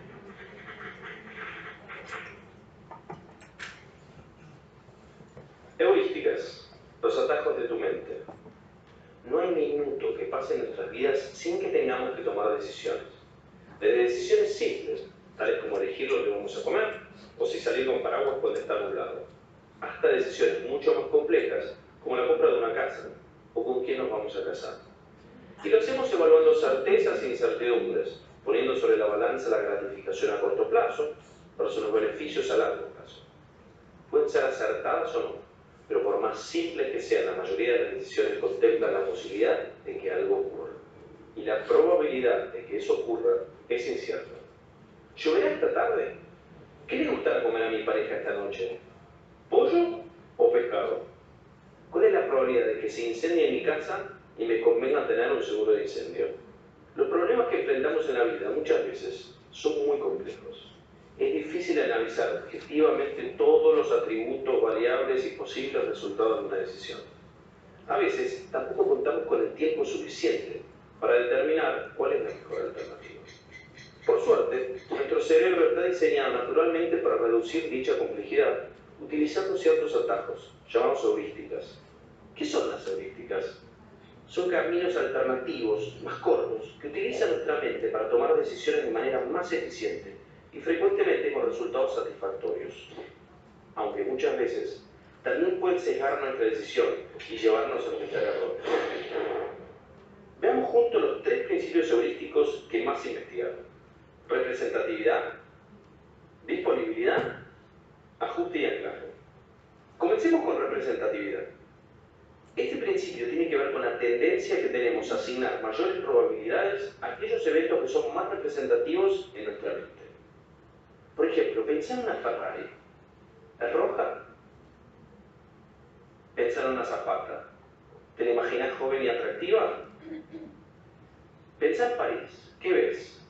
¿La Torre Eiffel? Y si te digo, Pedro es tímido e introvertido, colaborador pero poco sociable, ordenado y muy detallista, ¿cuál es la probabilidad de que Pedro sea granjero, piloto de avión o bibliotecario? Seguramente tu primera intuición sea que Pedro es un bibliotecario, justamente porque resulta más acorde a la descripción. Sin embargo, es más probable que Pedro sea granjero, simplemente porque hay muchos más granjeros, incluso introvertidos. Por lo tanto, este principio heurístico puede llevarnos a cometer este tipo de errores, ya que el hecho de que Pedro sea introvertido no implica que es más probable que sea bibliotecario antes que granjero o piloto. Vayamos ahora al principio de disponibilidad.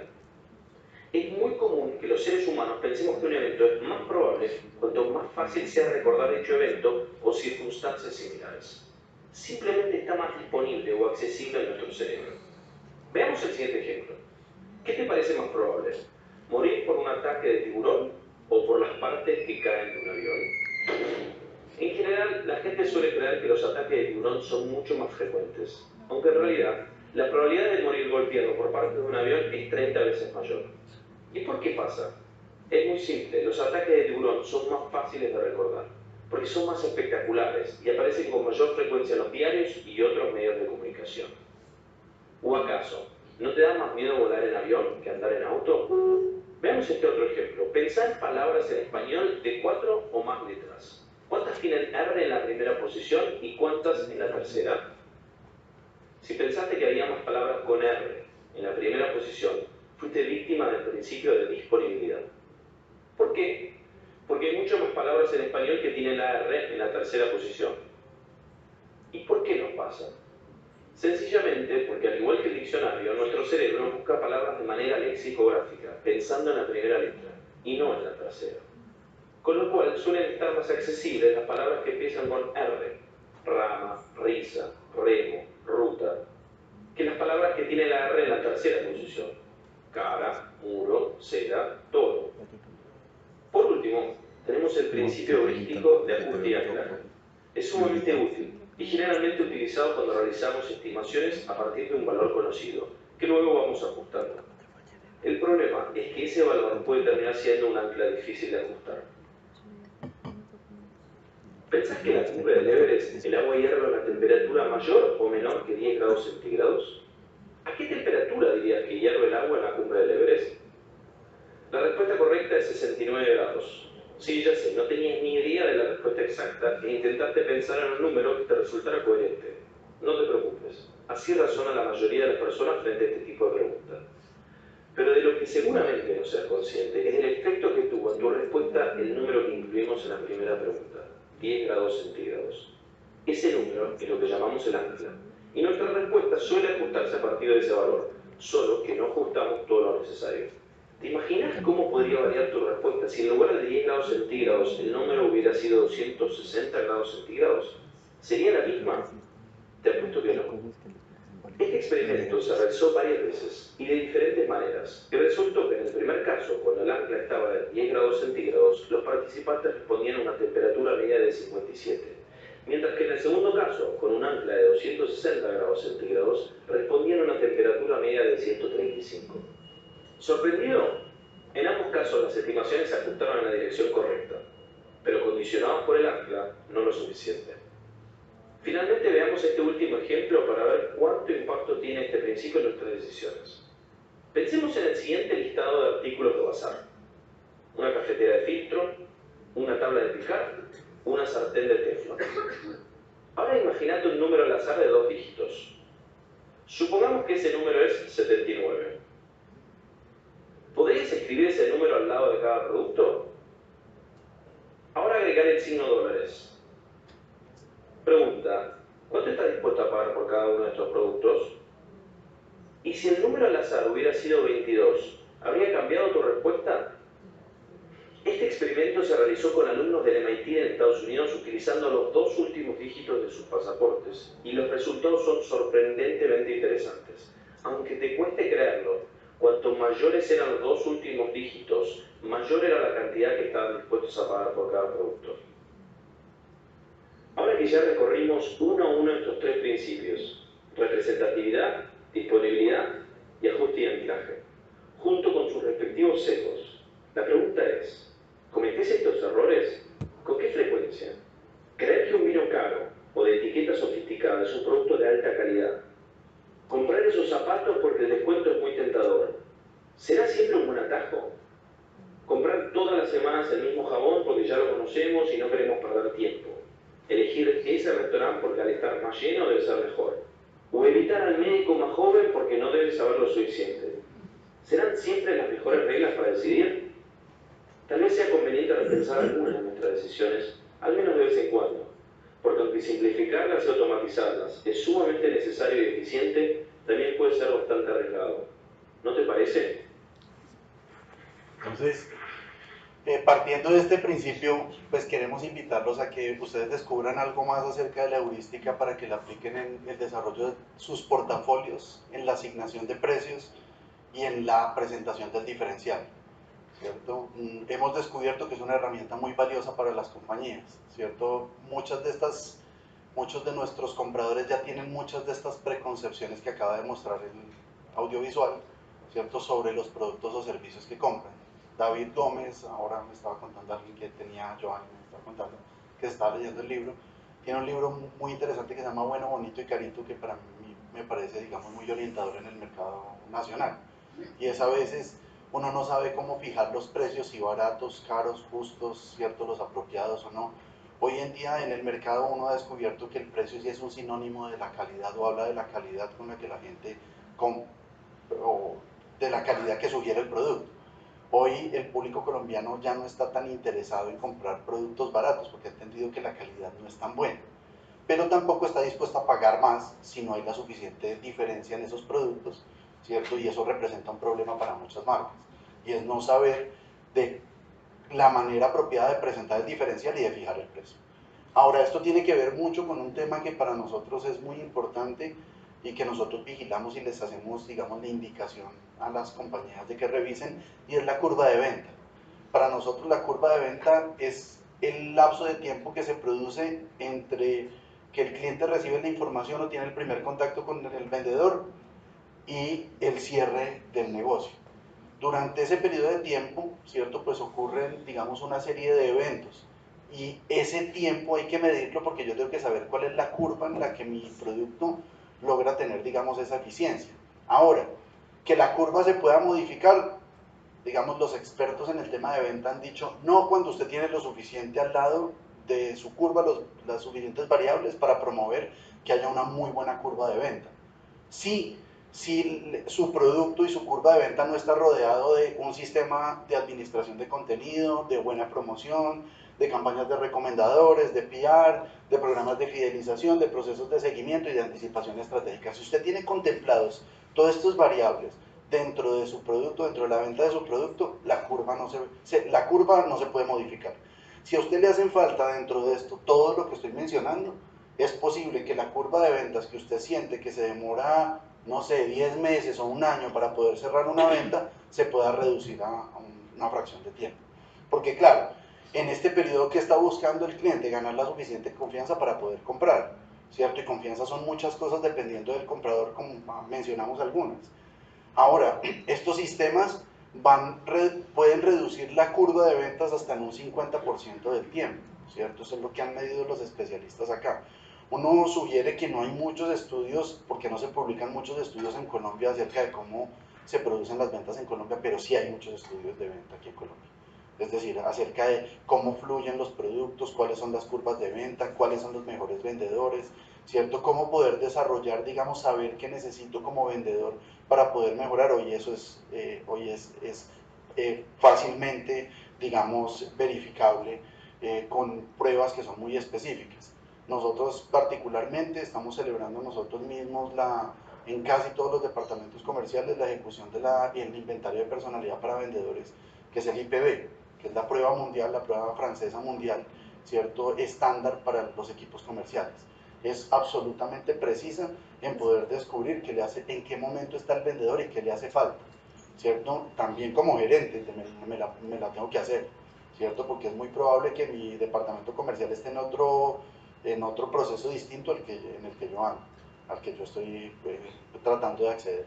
Entonces, digamos, ¿qué nos parece importante que se produzca hoy en día? Que se produzca que las empresas miren realmente cuál es la curva de tiempo óptima que tienen en las ventas de sus productos, ¿cierto? Para enlazarlo eso al plan comercial. O sea, a veces esos planes comerciales, pues uno los revisa, y cuando uno va a revisar cuál es la curva de venta que tiene, pues uno descubre que realmente están muy equivocados, o los que realizaron el plan, ¿cierto? Versus la curva de venta, o los que están analizando el proceso comercial para determinar cuál es el periodo de tiempo en el que se cierra un negocio. Digamos que esto es muy importante cotejarlo. Ahora bien, diseñar un proceso en el que el cliente perciba el diferencial. Lo primero que hay que hacer en una compañía que ya tiene un departamento comercial establecido, ¿cierto? Para que tener un sistema en donde yo pueda mostrarle a mi cliente el diferencial, es eliminar todos los paradigmas que tiene el equipo comercial. Si hay algo difícil, ¿cierto? En Colombia particularmente, es sacarle a un vendedor la idea de que la objeción de precio, ¿cierto?, se puede resolver con argumentación, ¿sí?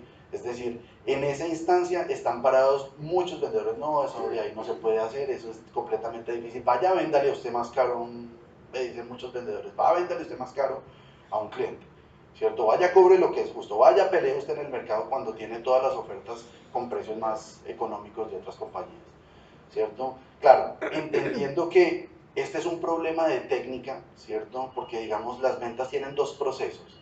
¿cierto? Un proceso técnico y un proceso emocional, ¿cierto? En el que también se necesita un desarrollo. Para nosotros el proceso técnico es el 90% del ejercicio comercial, el proceso emocional es el 10%, lo conozco, lo valoro, me gusta mucho, pero no estoy enfocado y no creo en esos procesos donde se les llama a los departamentos comerciales o a la gente que está ejecutando la venta y se le promueve el liderazgo, el que sea pegado, así le digan 100 veces que no, usted se va a levantar la 101, mírese en el espejo, dígase todos los días cuál es la meta, repítasela, voy a vender, voy a vender, voy a vender. No, yo no creo pues, creo en eso como parte fundamental del ejercicio, pero siento que la técnica domina, digamos, teniendo un mal vendedor, la técnica gana. Es decir, logro hacer mejores ventas teniendo un mal vendedor, pero que aplique la técnica, ¿cierto?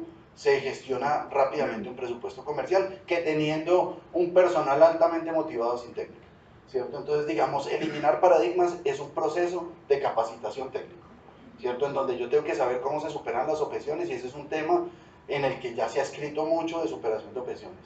En el libro, nuevamente repito, Bueno, Bonito y Carito, David hace un muy buen esquema, ¿cierto?, de todo el tema de superación de objeciones.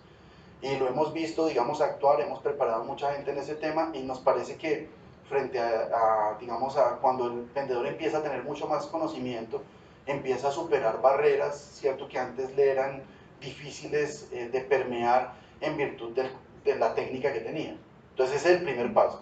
Luego diseñar estrategias comerciales donde el cliente perciba el valor agregado. Infortunadamente casi todas las puestas en marcha de información, campañas publicitarias, el mismo catálogo que llevan los vendedores está muy enfocado en el tema del producto, ¿cierto? Que pues digamos sí está bien, pero no es que un comprador, digamos, desconozca el 100% de lo que yo le estoy vendiendo. Yo creo que a eso hay que bajarle velocidad, pues, y debe ser una parte no tan protagónica del ejercicio, entendiendo nuevamente lo que dije al principio. En la venta se produce una expectativa, la gente me compra una expectativa, una promesa de cumplimiento de un valor agregado que yo digo que tengo. No es que la gente sepa en el momento que se sentó conmigo y pueda decir, no, si es que tiene una extraordinaria calidad, no, es una presunción que le hace conocer el vendedor a través de toda una técnica.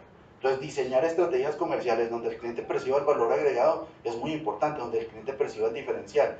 Mucha gente no cacarea el diferencial. Yo veo muchas compañías que salen, ¿cierto? Dicen lo que pueden hacer, pero uno como que al final uno dice, bueno, pues eso es lo mismo que me están ofreciendo el resto, ¿cierto? Y en ese caso, cuando yo veo la igualdad en producto, pues prefiero decidir por precio.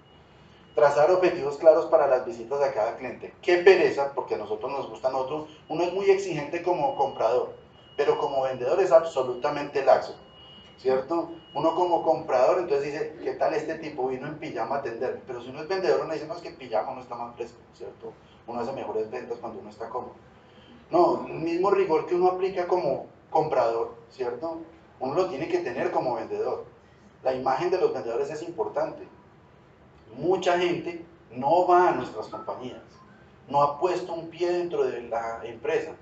Se lleva una idea de la tecnología, del desarrollo, de lo grandes que somos, de los capacitados que tenemos, de los mejores productos, de extraordinario servicio, por cómo lo ven a uno.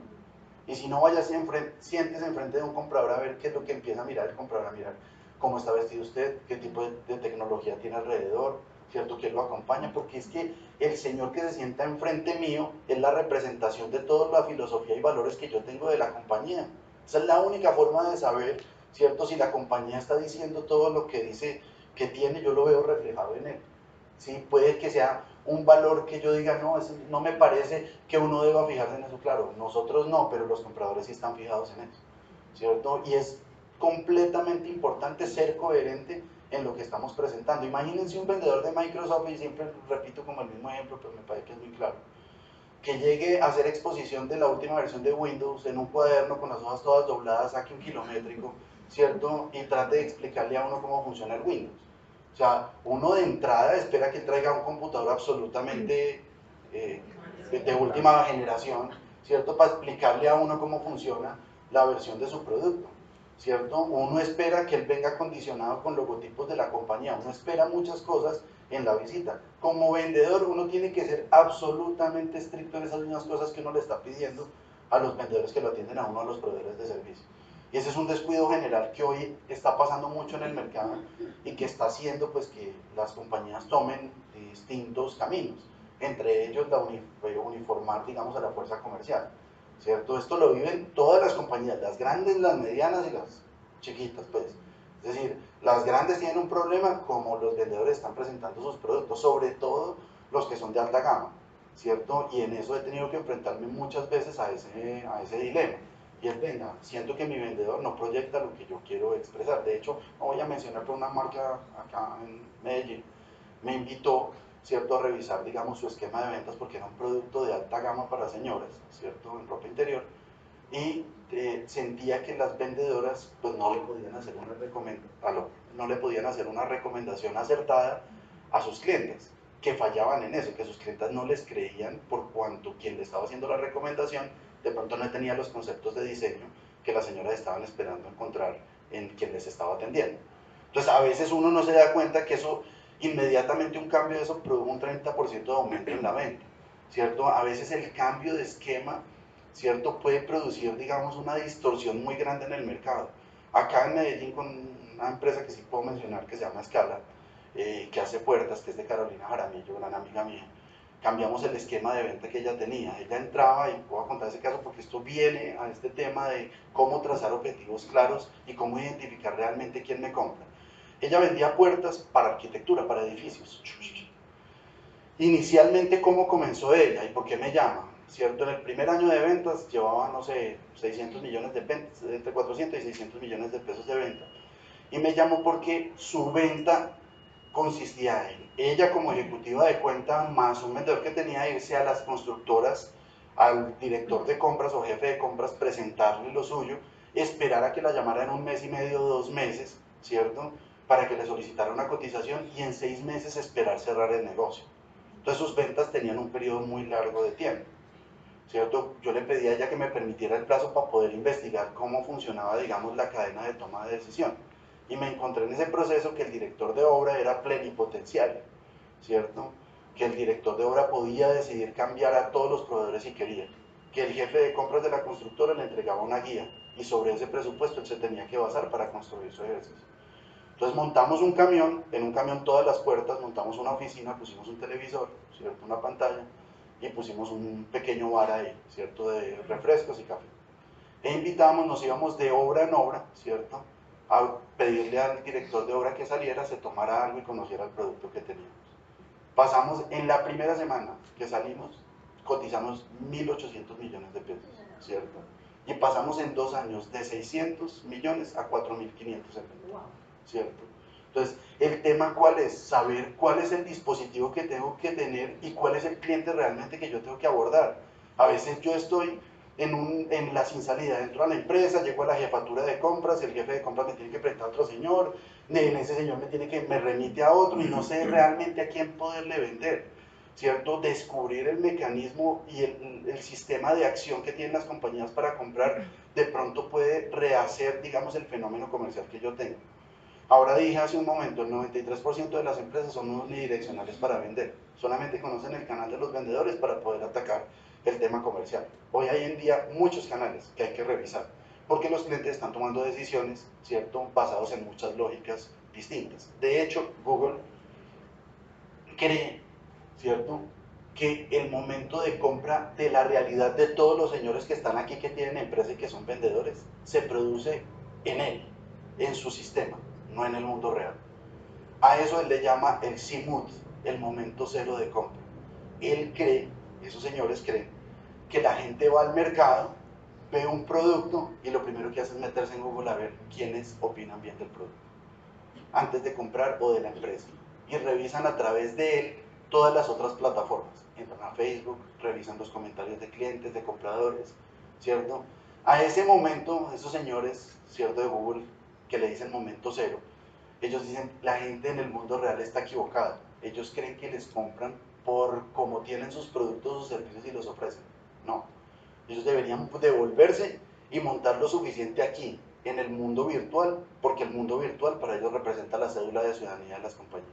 Entonces, cuando digo trazar objetivos claros para cada visita, es tener lo suficiente estudiado mi cliente y tener todos los puntos de contacto digamos, completamente cubiertos. Si me van a revisar en las redes sociales, a veces a uno le da pereza realmente porque uno ve una compañía, entra a su web y parece medianamente seria. Y uno empieza a revisar las redes sociales y aparece el vendedor en Tanga, Arizona, el gerente saliendo por allá con mal parqueado, borracho, ¿cierto? Que desdice mucho la compañía, porque hoy en día todo este mundo trazado que hay de la red, la conversión, digamos, de todas estas redes, pues digamos hoy nos generan una realidad de con quién me quiero comunicar y yo quiero conocer más acerca de las personas con las que estoy interactuando y de las empresas con las que estoy comprando. Además, sumado a eso, que muchos vendedores no tienen la menor idea de con quién se están sentando. Entonces llegan a una compañía y no tienen la menor idea de qué hace la empresa porque no se tomaron el tiempo para investigar, ¿cierto? No llevaron una propuesta enlazada sobre las necesidades que tiene el cliente, sino simplemente llegan a ofrecerle un producto y un servicio que es el que yo tengo, que yo ofrezco, ¿cierto? Pero no sé si la compañía lleva 20 años, qué hace, si construye, no construye, ¿cierto? Si hace, si no hace, cuáles necesidades yo creería que son las apropiadas para poderle indicar la solución a través de mi producto o mi servicio. Entonces, hoy en día se necesita mucho más análisis porque no creo que, digamos, el trabajo de un vendedor hoy por el mundo en el que estamos sea un tema de volumen. Yo creo que es un tema de una selección apropiada y en eso tengo dos términos que hoy las empresas aquí en Colombia están trabajando mucho sobre el tema. De hecho, recibo más llamados por ese tema que por cualquier otra cosa y es, venga, me ayuda a hacer prospección en mis clientes y enséñeme cómo seleccionar los clientes que yo debo tener en el mercado. Dos términos que los gringos han acuñado muy bien, suspección y prospección. Hay dos términos en este sentido, para poder identificar apropiadamente los clientes. Prospección, cuando yo trabajo con herramientas que me permitan perfilar a mi cliente, categorizarlo, ¿cierto? Y poder decir, me voy a dirigir solamente a estas personas con esta necesidad puntual, ¿cierto? Y a ofrecerles esta solución. Y el término suspección, que nació hace unos 8 años en los Estados Unidos, que habla de la sospecha, está ligado al tema de sospecha. Cuando yo llevo 15 años en un mercado, ¿cierto? Vendiendo un producto, yo he desarrollado intuitivamente una lógica propia, ¿cierto? Esa lógica está basada en la experiencia que tengo, ¿cierto? Entonces, esa experiencia me indica, ve, mis clientes tipos son estos, ¿cierto? Entonces, ese término suspección hoy en día se ha llevado a un ejercicio técnico muy bonito, que hoy se puede decantar con una mecánica que se tiene, ¿cierto? Y que me permite esa sospecha poderla corroborar en el mercado y decir, sí, lo que yo estoy creyendo que son mis clientes y la forma en la que se están comportando y lo que están necesitando realmente es lo que yo estoy pensando. Y finalmente, construir entornos cercanos al cliente que identifique problemas reales que puedan solucionar mis productos o los servicios que estoy vendiendo. Con muchos gerentes también me siento y muchos dicen, yo no sé cómo decir lo que yo vendo, ¿cierto? Algunos no entienden ni siquiera cuando están, digamos, en la lógica de presentar su producto, no saben por dónde arrancar a presentar, ¿cierto? O sea, realmente hay como una bipolaridad en muchas compañías porque cuando van a presentarse dicen, yo sé lo que hago. Bueno, pero expréseme qué es lo que hace usted. Bueno, yo hago, y se quedan enredados ahí y terminan diciendo una cosa que no es. Entonces, esa coherencia hoy en día, ese construir, digamos, estos entornos cercanos al cliente, se tiene que construir desde la base de lo que el cliente necesita. Y voy a decir algo que me parece potencialmente muy importante, la innovación sí es un fenómeno importante, pero quiero contarles que hace más o menos los productos que tienen más de 40 años en el mercado han innovado muy poco, Son los nuevos, las nuevas generaciones las que traen, digamos, esa carga evolutiva de la innovación. Voy a pensar pues en el número 1 en ventas, pues porque ese sería el estándar mundial para poder categorizar la innovación. No quiero decir que con esto voy a medir la regla de todos los productos, pues la innovación de todos los productos. Pero pensemos en Coca-Cola. ¿Cuánto creen ustedes que ha cambiado Coca-Cola realmente desde que inició hasta el día de hoy? Sí ha tenido cambios evolutivos organolépticos, ¿cierto? Enlazados con el tema del consumo. Es decir, la botella ha cambiado mucho. Recuerden, bueno, ustedes, no sé, aquí habrá algunos más grandecitos como yo que sí recuerdan esto, pero seguramente recordaremos que en una casa, antes en un almuerzo tradicional, traían 1 litro de gaseosa. Eso era lo que se bebía en 5 personas, ¿cierto? Hoy en día, lo más chiquito son 3,5 litros y eso no aguanta, ¿cierto? Entonces ellos cada vez han evolucionado el tema para que la gente consuma más, ¿cierto? Para que la gente cada vez disponga de más productos. La personal, que era una botella de 175 mililitros, hoy es 350, creo que es la personal, y creo que la van a subir a 500, ¿cierto? Que es el esfuerzo que está haciendo Coca-Cola para que cada vez consumamos más gaseosa. O sea que en términos de concepción de mayor puesta en marcha de volumen, de más compra, sí lo está haciendo. Y en términos de, obviamente, comunicaciones ha evolucionado mucho, pero en su producto, pues muy poco realmente la gaseosa lo que ha cambiado, ¿cierto? Seguramente tendrás más CO2, pero digamos, no, digamos, en esencia sigue siendo el mismo producto. Entonces, hoy sí hace necesario que yo pueda entender qué es lo que la gente está necesitando, porque quizás lo que la gente necesite no necesariamente esté puesto en respuesta del producto como tal. Puede ser también un valor emocional, ¿cierto? O sea, Coca-Cola se ha enfocado en eso, Coca-Cola se ha enfocado en un tema emocional. Y hablo de él, pues, reiteradamente, porque es el número 1 en ventas. O sea, si nos vamos a copiar, nos copiamos del líder, ¿cierto? Y el líder está puesto con un valor emocional que es la felicidad, ¿cierto? Usted consume esto, es feliz. Y uno le puede, los invito a que hagan esta prueba, llamen a un prevendedor y usted lo llamen y le dicen, no, pero es que su producto produce celulitis, diabetes, para que le conteste el señor, sí, pero es que yo no le estoy diciendo que usted se lo tome. Nosotros no estamos involucrando lo que usted consuma. A los que les gusta la Coca-Cola, le tenemos bien dispuesto el producto, ¿cierto? En todos los canales posibles.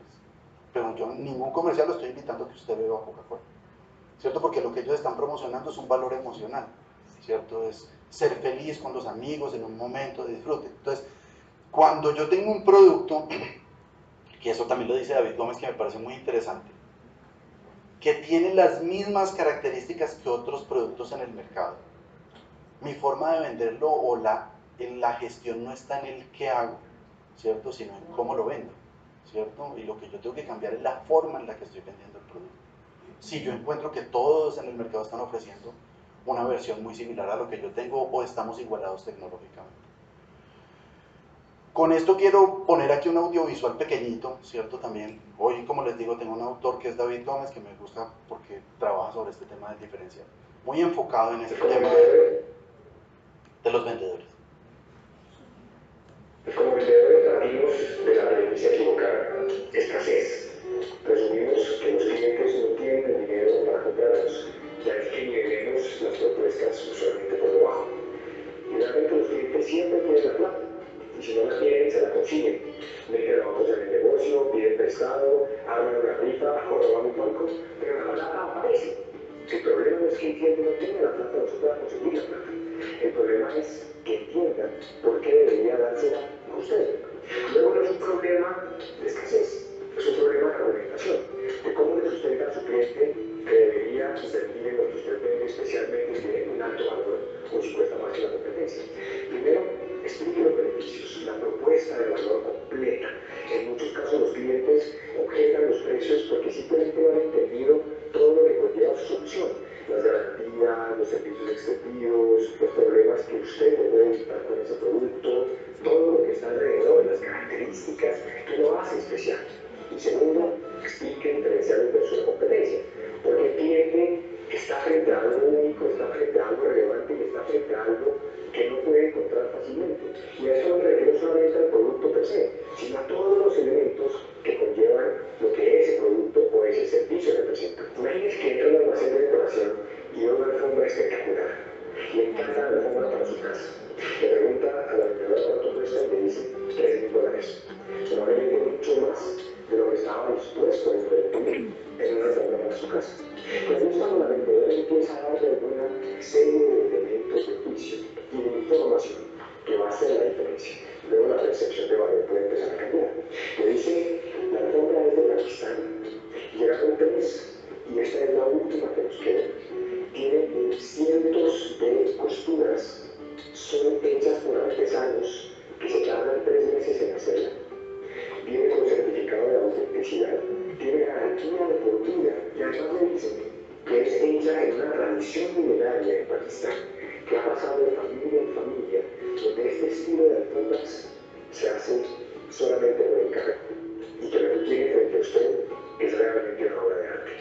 Después de esta información, la alfombra que inicialmente costaba $3,000, alto precio, ya pero este no está dando el precio. El precio es una relativa percepción de valor. Y al final del día, esa es la tarea que tenemos que hacer. Y es no presumir la escasez, sino la abundancia.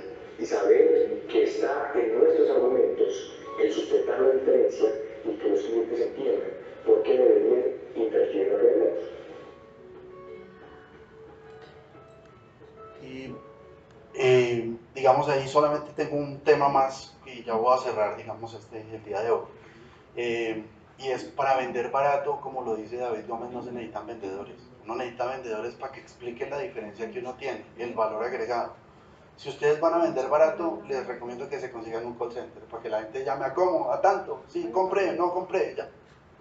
O sea, el trabajo del vendedor es establecer ese diferencial, el establecer ese valor agregado, el contar por qué yo valgo más que los demás y poder sustentarlo frente a los clientes, entender cómo está el mercado.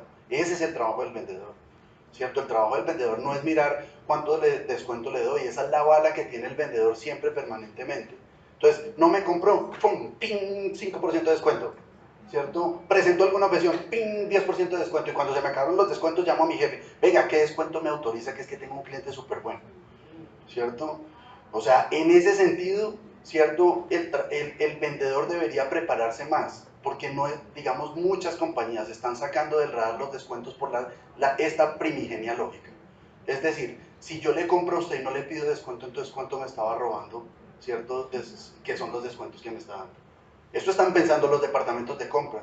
Departamento de compra, el que ustedes se sienten inicialmente, le den un precio y luego de negociación le pida que le haga un descuento, muchos están en la versión de no le compre, ¿cierto? Si el descuento, me dio descuento después de haber hecho una fase de negociación, porque entonces no me está diciendo la verdad, me está robando, ¿cierto? Esa es la presunción que tienen los clientes, ¿cierto? Entonces los descuentos son muy peligrosos, ¿cierto? Porque me pueden meter en una esfera de la que es muy difícil salir, ¿cierto? Y que mis clientes, estoy acostumbrando a mis clientes a que les tengo que vender barato y les tengo que dar descuento, ¿cierto?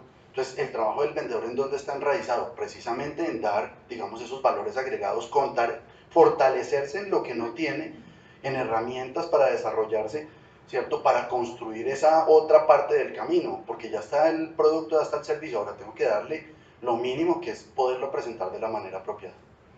Finalmente, no, más, porque ya nos cogió el tiempo, ¿cierto? Aquí vamos a quedar. Voy a hablar de un tema para finalizar el día de hoy, y es dos elementos que reducen el diferencial. El diferencial debe procesarse de la manera de tal forma que se pueda establecer una promesa de venta, ¿cierto? Y tener los dos elementos que son la promesa de venta y la propuesta de valor, que tienen que estar expresas en la mente de los vendedores y, digamos, en el discurso comercial que yo tengo. La promesa de venta es lo que yo le prometo a la gente que va a ocurrir después de que me compre, ¿cierto? Porque entiendo que la expectativa de la venta, pues la venta es una expectativa de confianza. Yo le tengo que hacer una promesa a mi cliente sobre el diferencial, ¿cierto? Y es decirle, después de que usted me compre, lo que va a ocurrir es esto, que es lo que no va a ocurrir con ninguna otra empresa, ¿cierto? Y la propuesta de valor es ese reason why, esa razón técnica, ¿cierto? Por la cual yo le puedo prometer que esto ocurra, ¿cierto? Si ustedes lo ven en muchas marcas que le dice, voy a poner el ejemplo de colchones, si usted duerme en colchones Pepinito Pérez, al otro día va a amanecer fresco como un bebé. ¿Por qué? Porque nuestra tecnología, que esa es la promesa de venta, amanecer fresco como un bebé. En la propuesta de valor sería porque no utilizamos resortes, utilizamos bandas elásticas, ¿cierto? Si uno va al Tesoro, he visto un almacén que me llama mucho la atención, que se llama Tempur, que vende colchones, ¿cierto? Sería muy bueno que ustedes entraran para conocer un poco su promesa de venta y la propuesta de valor. Uno recién entra, ellos cogen una esfera metálica muy pesada, ¿cierto? Y tienen, digamos, dos espumas, y le dicen, le voy a mostrar lo que pasa en otro colchón, y botan la esfera y la esfera empieza a rebotar. Entonces, y luego cogen en la espuma de Tempur y botan la esfera, y la esfera cae, pum, y se queda plantada.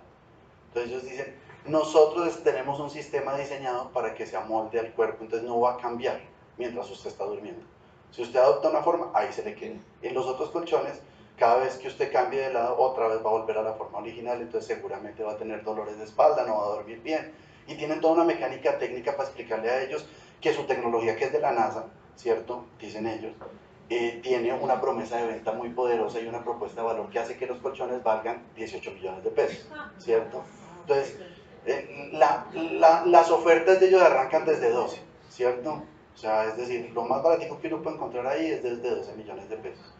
Sin embargo, les quiero decir que en las mediciones de mercado de colchones, en la categoría top, ¿cierto? Son una de las marcas más posicionadas que hay, ¿cierto? Porque tienen un discurso muy coherente. Usted pasa la mitad de su vida durmiendo, si va a dormir, venga, cómprese una cosa, regálese algo para que duerma bien, ¿cierto?